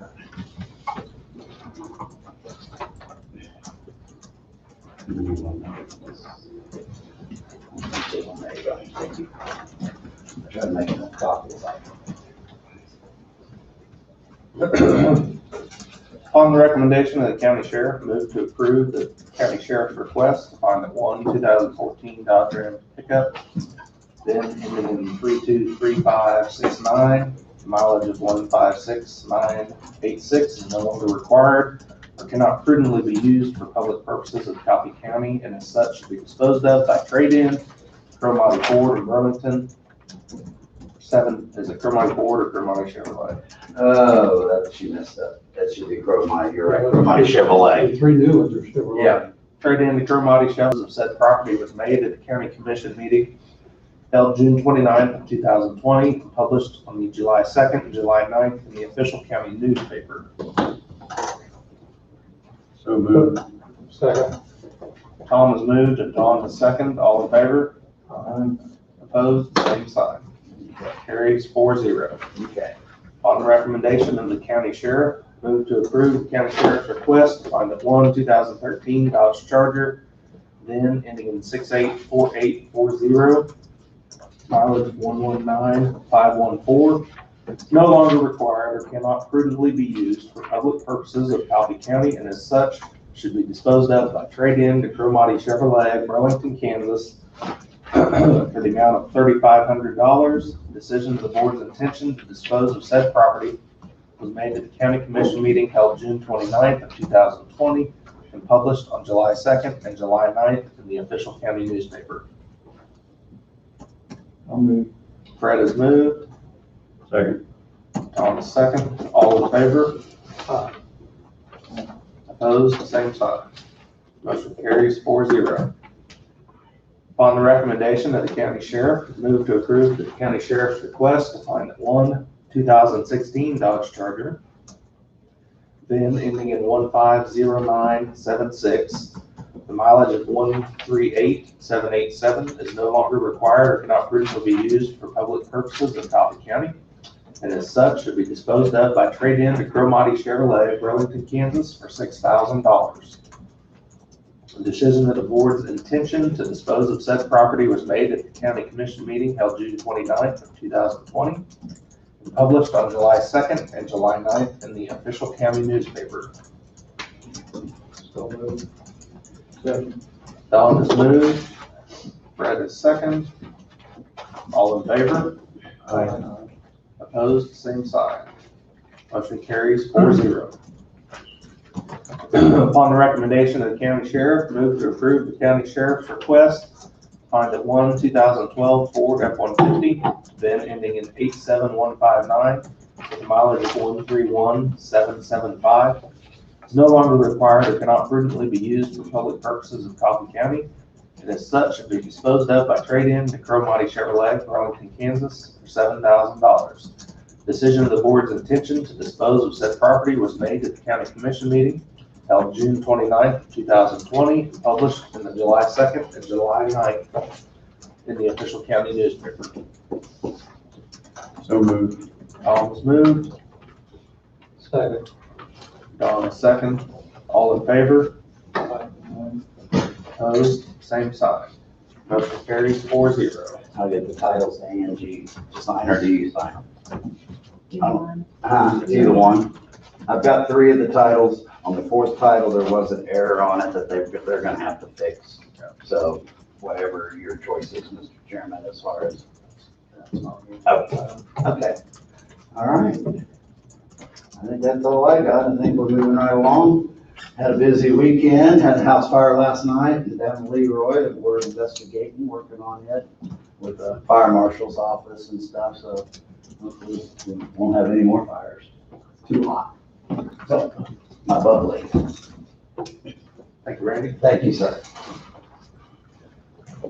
That concludes our agenda. Mr. Chairman, with your absence and Tom moving to your position, does he need to be moved to position of chairman and someone else be named as vice?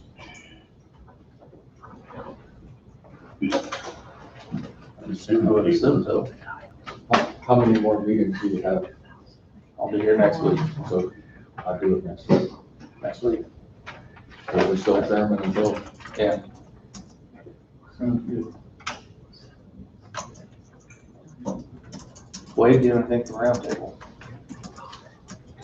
Rephrase that. What do you have for roundtable? Sort of need, Russell for part of it, Oh, yes. but also need to request, well, there is. Standing there listening. Yeah, you guys heard.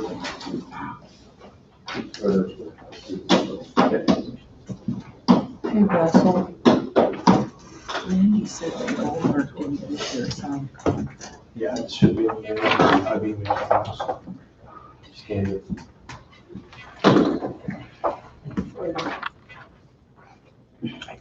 So what I'm handing out is,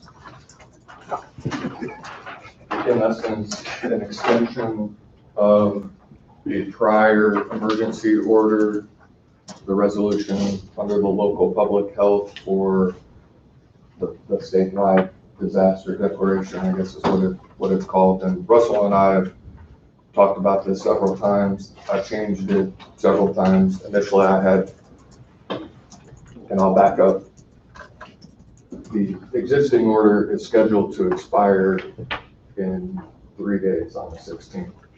So today this has to be done. And the recommendation, and Russell can correct me if I'm wrong, is for the county to extend this, and several different ways. One for 60 days, one for a shorter period of time, or the other indefinitely. And after Russell and I spoke, I think probably right now, I think this is the third or fourth time we've done this. So the recommendation and what I proposed is indefinitely, and then it can be, we don't have to keep track of the calendar, and we can come back and once it's time, yeah, it can be rescinded. So that's all that's included in this one. Just has some similar language, kind of goes back historically, what happened initially when the first one was. On the second, all in favor, say aye. Aye. Opposed, same side. Motion carries 4-0.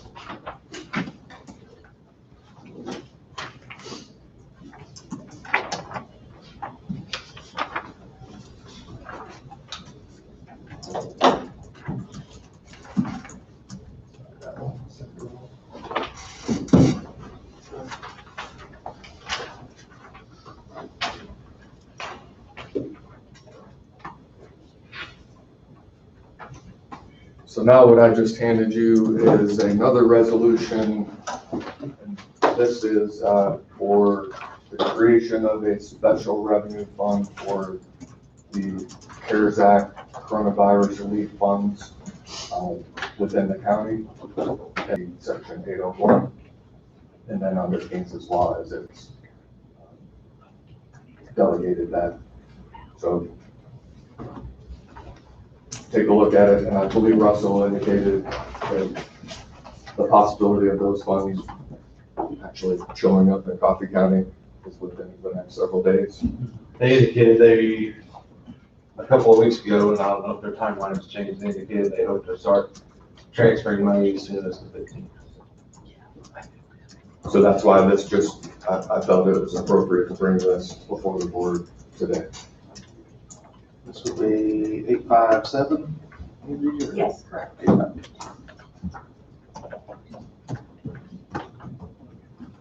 Resolution number 2020-857, resolution creating a special revenue fund for the CARES Act state coronavirus relief funds.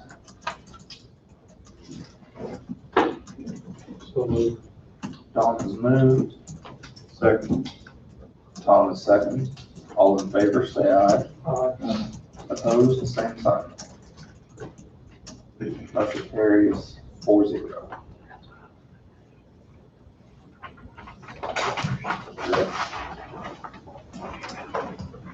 So the next thing that Wayne and I have worked on is the motion to formalize the committee. And so I'll let you take your computer, close, and see.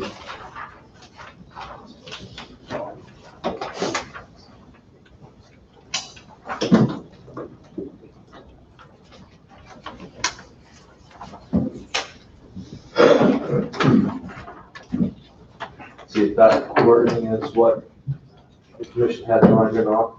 Obviously, it can be changed. Coffee County Coronavirus Relief Fund Application Review Committee. I didn't know what else, but it'll eventually get referred to as the CRF committee. Here too, and therefore will be referred to as. But I figured it was obviously wise to spell it out.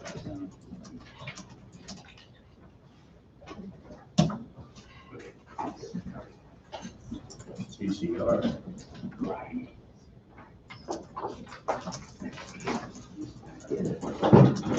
So I have a motion upon the recommendation of the Emergency Management Director and approval of the county attorney as to form, move to create the Coffee County Coronavirus Relief Fund Application Review Committee. This committee will consist of one appointee chosen by the respective commissioner from each district, one representative chosen by each city council in Coffee County, a representative from the Coffee County Chamber of Commerce, and a representative from the Coffee County Economic Development Office. The purpose of the committee will be to review applications submitted from the community for coronavirus relief funds. These funds are scheduled to be provided to Coffee County from the Federal CARES Act through the state of Kansas. The committee will review and rate applications and then make recommendations to the Coffee County Commission in regards planning for and distribution of the coronavirus relief funding. All funds will be dispersed in compliance with Section 5001 of the Coronavirus Aid Relief and Economic Security CARES Act, as codified in 42 USC 801, which provides eligible purposes for which CFR payments may be used.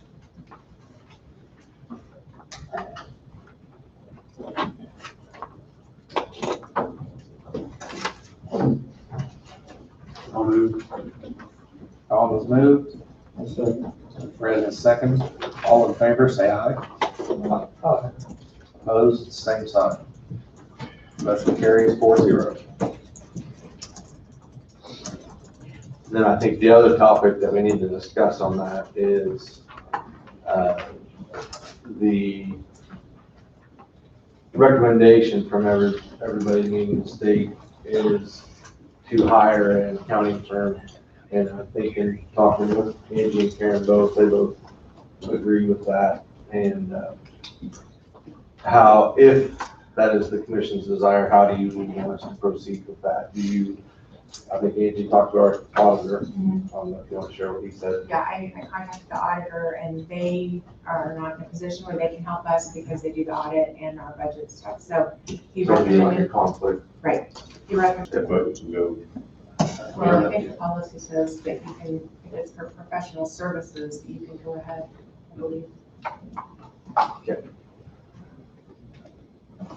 Just wanted to bring that out, make sure everybody was on the same page on that as far as Angie or I, or together, whatever, we'll try to contact 4 or 5 different places, local and others that specialize in it, and come back with some quotes.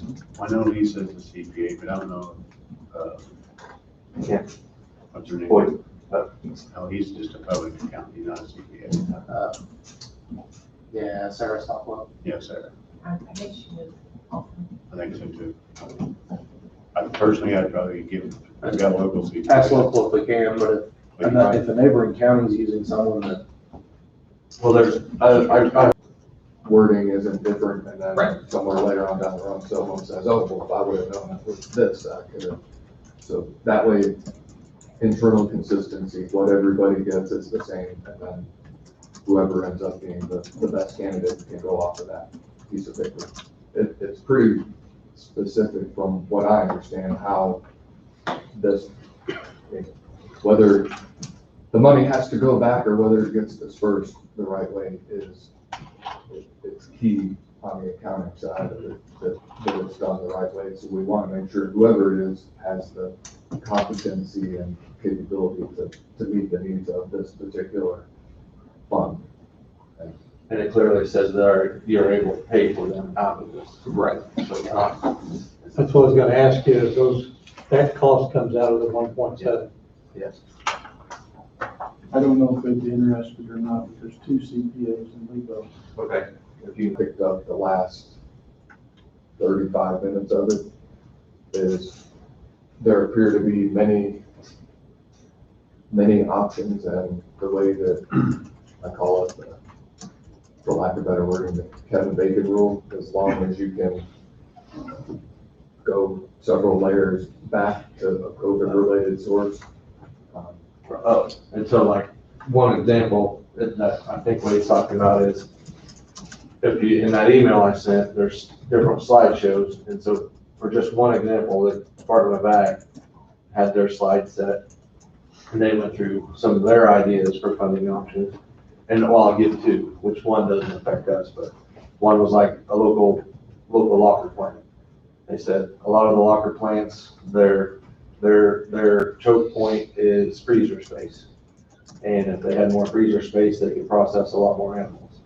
And so using coronavirus money to add freezer space to a local locker plant is one of their suggestions.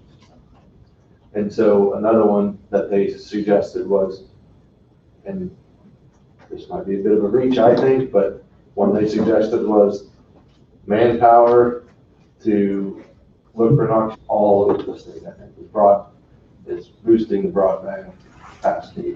And I've already met with the fiber board and we've talked, and they're working on stuff. I don't know if Brad has anything else to add, but. Still working on stuff, trying to.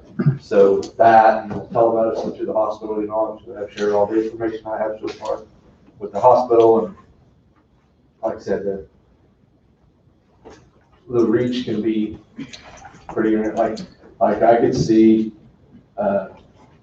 you know, say a restaurant, or really any business, I guess, that doesn't have a drive-up window.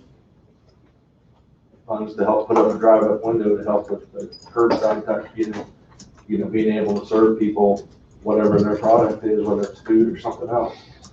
I can see that, you know, especially after the webinars being an eligible expense. There's a representative from the housing, I forget what exactly the department was, for a lot of housing related, I'm not sure how to word it, but housing related eligible spending options. It's pretty wide open. So, it involves some creativity and And another big one is that's high on their list, I think, is childcare. And so they, uh, uh, ramping up daycare, capacity is a big one, so. So I would be prepared to see all of those kinds of activities. That schools. Right. So, what I got is, I'll work with Angie and we'll look for different firms that are capable, local and not local. Capable or even interested in it. Right, yeah. With all the requirements, and trying to work with Wade on some sort of a general description of what we expect that one. I mean, I think they won't have to be too much, they follow the guidance and make sure just all our funds are expended properly, yeah. I mean, right, I mean, general, but properly. Well, I think it's having that resolution that has the guidelines and how things get spent is Probably the main. Thanks, Russell.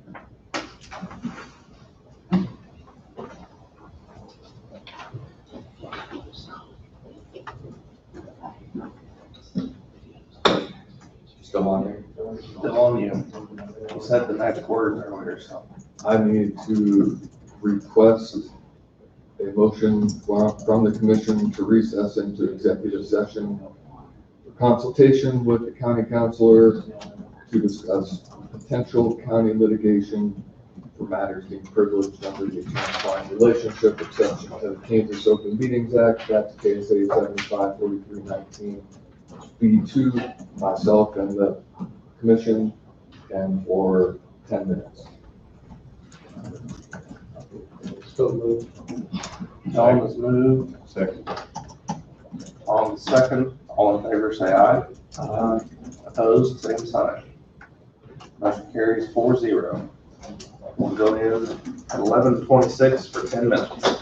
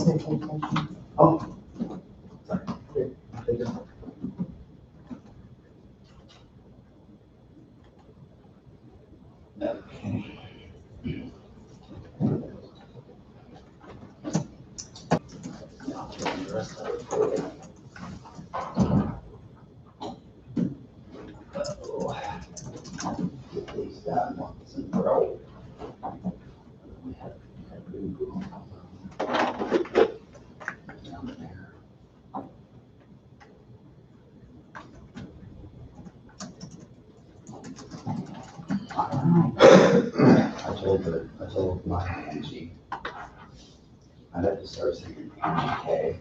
When I say Angie, because I'll say, I need to ask Angie. And they'll be like, why are you gonna ask Angie? I'm like, no, Angie. Coffee, it's time for this meeting to be over. You're like, I'm out of coffee. you're out of coffee? Yes. There's not enough there. I said, it's my coffee. You said there's some coming back over to us. And so I'm just gonna go ahead and get a new title, a clean title, pre-signed. And it'll take a couple weeks, but I'll get it for you, okay? And then the architect was asking about that would use it. Paper, that's because I told him, I said, boy, I don't know, I know we've done improvements like HVAC, the roof and things like that, but, and I said, so I'll check with our clerk's office, if she would have, like, she's the person that puts it out for bid, out, that'd be awesome. Yeah.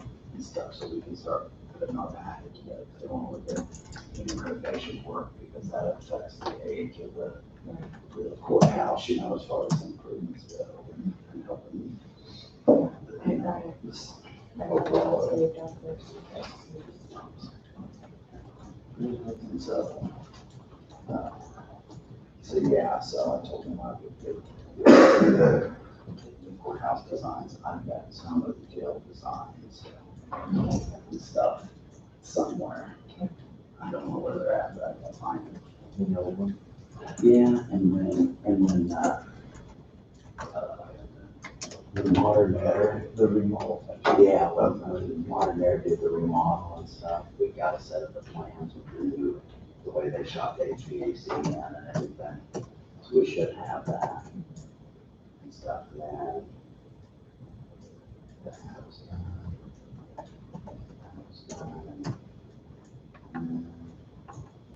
Last week, those guys that were here, they just had all of a contractor. Somebody. In the office.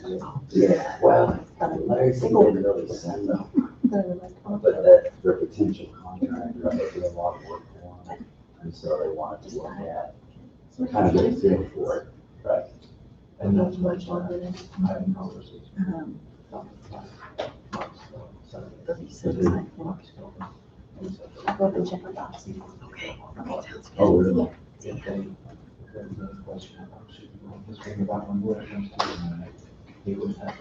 Apparently their contractor has been doing work like on Miami County and some of those other counties. But even though I think from one of those counties, the cost has gone exceedingly high, but it did that because it's been such a long delay.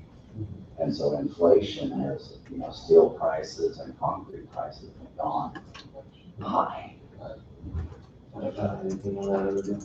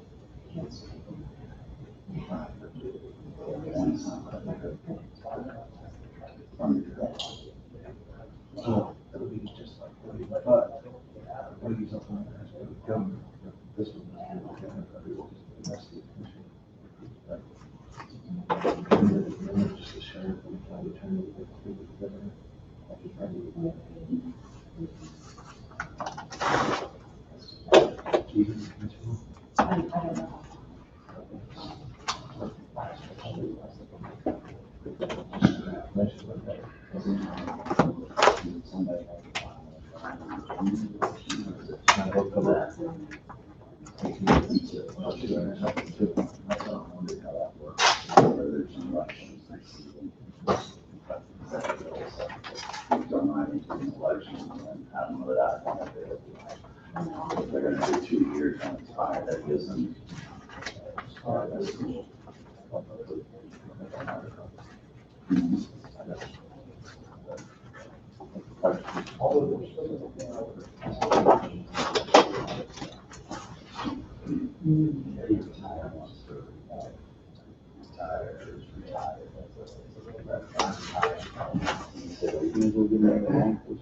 No.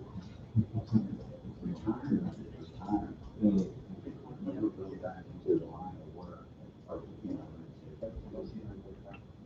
yeah, probably here. He had his car down there. He's been on duty.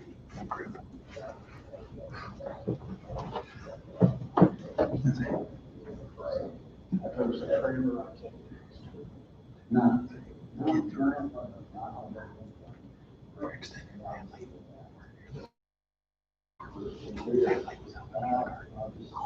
Wait to see what they say. This is first. No, not really. Yes and no.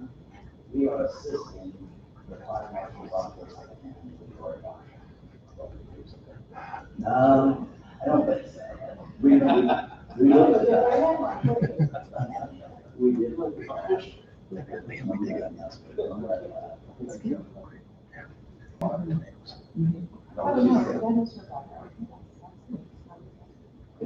Yeah. Well, there's two Beckelsons out there. I think it's confusing sometimes. I think she's gone by. I think she's doing that. I talked to her here.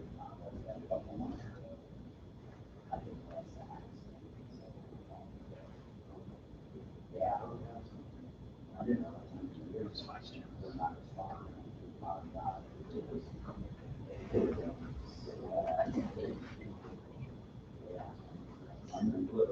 Yeah.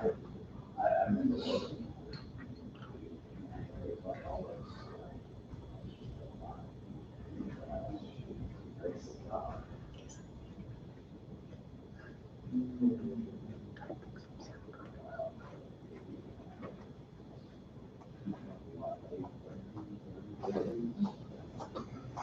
Not that old.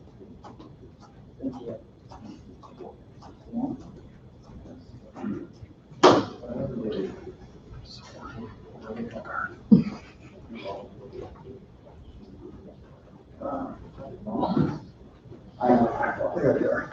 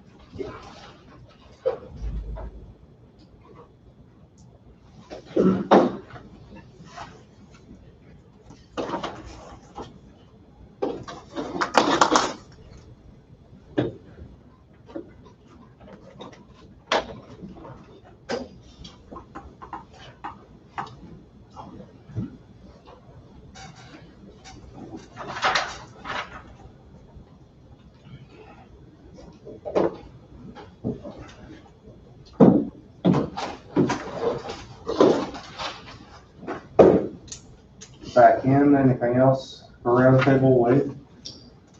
Not for me for today. Angie, do you have anything for roundtable? Just that, Cody, I'll need you to submit a letter of resignation to my office so that I can put that in the election book, and I don't know if I'll pass it on up to the governor or not, but Yeah. make sure I take the necessary steps. So, thank you. Well, what his position, like, I guess you can't open it up for election this year, can you? No, it would be It the would go to the the Republican Republican committee committee. to take That's what I applications, mentioned that. make They'll recommendations to the start. governor, and be appointed by the governor. Didn't have anything, Fred? No. Tom? No, I'm good. Don? Now, we still gotta finish up our budget a little bit. There are probably 2 or 3 that we need to evaluate, but we can do that next week. Bob to join us again. I don't have anything other than parade tonight. Waverly for Ohio Day, 7 o'clock. Hopefully it's not too hot. One of the coolest days of the week. Is that at 7, Cody? 7. I'm 90% sure it's at 7. I think you're right. I know I'll be there well before that. Yeah, exactly. There's a lot of preparation going into that. Donna, you have anything for roundtable? The only thing I can see is next Monday at 8:30 is the flight scholarship award in the lobby of the courthouse, so, I had it for 9. oh, okay. That's what she It told was me. on our email for 8:30. Well, what, Let me look and see what I saw had a on letter the go calendar. through in the correspondence. I don't remember actually, sorry. I know the email said 8:30.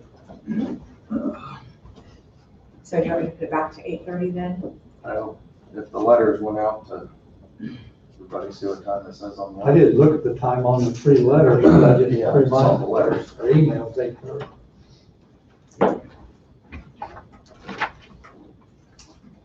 That's all I know.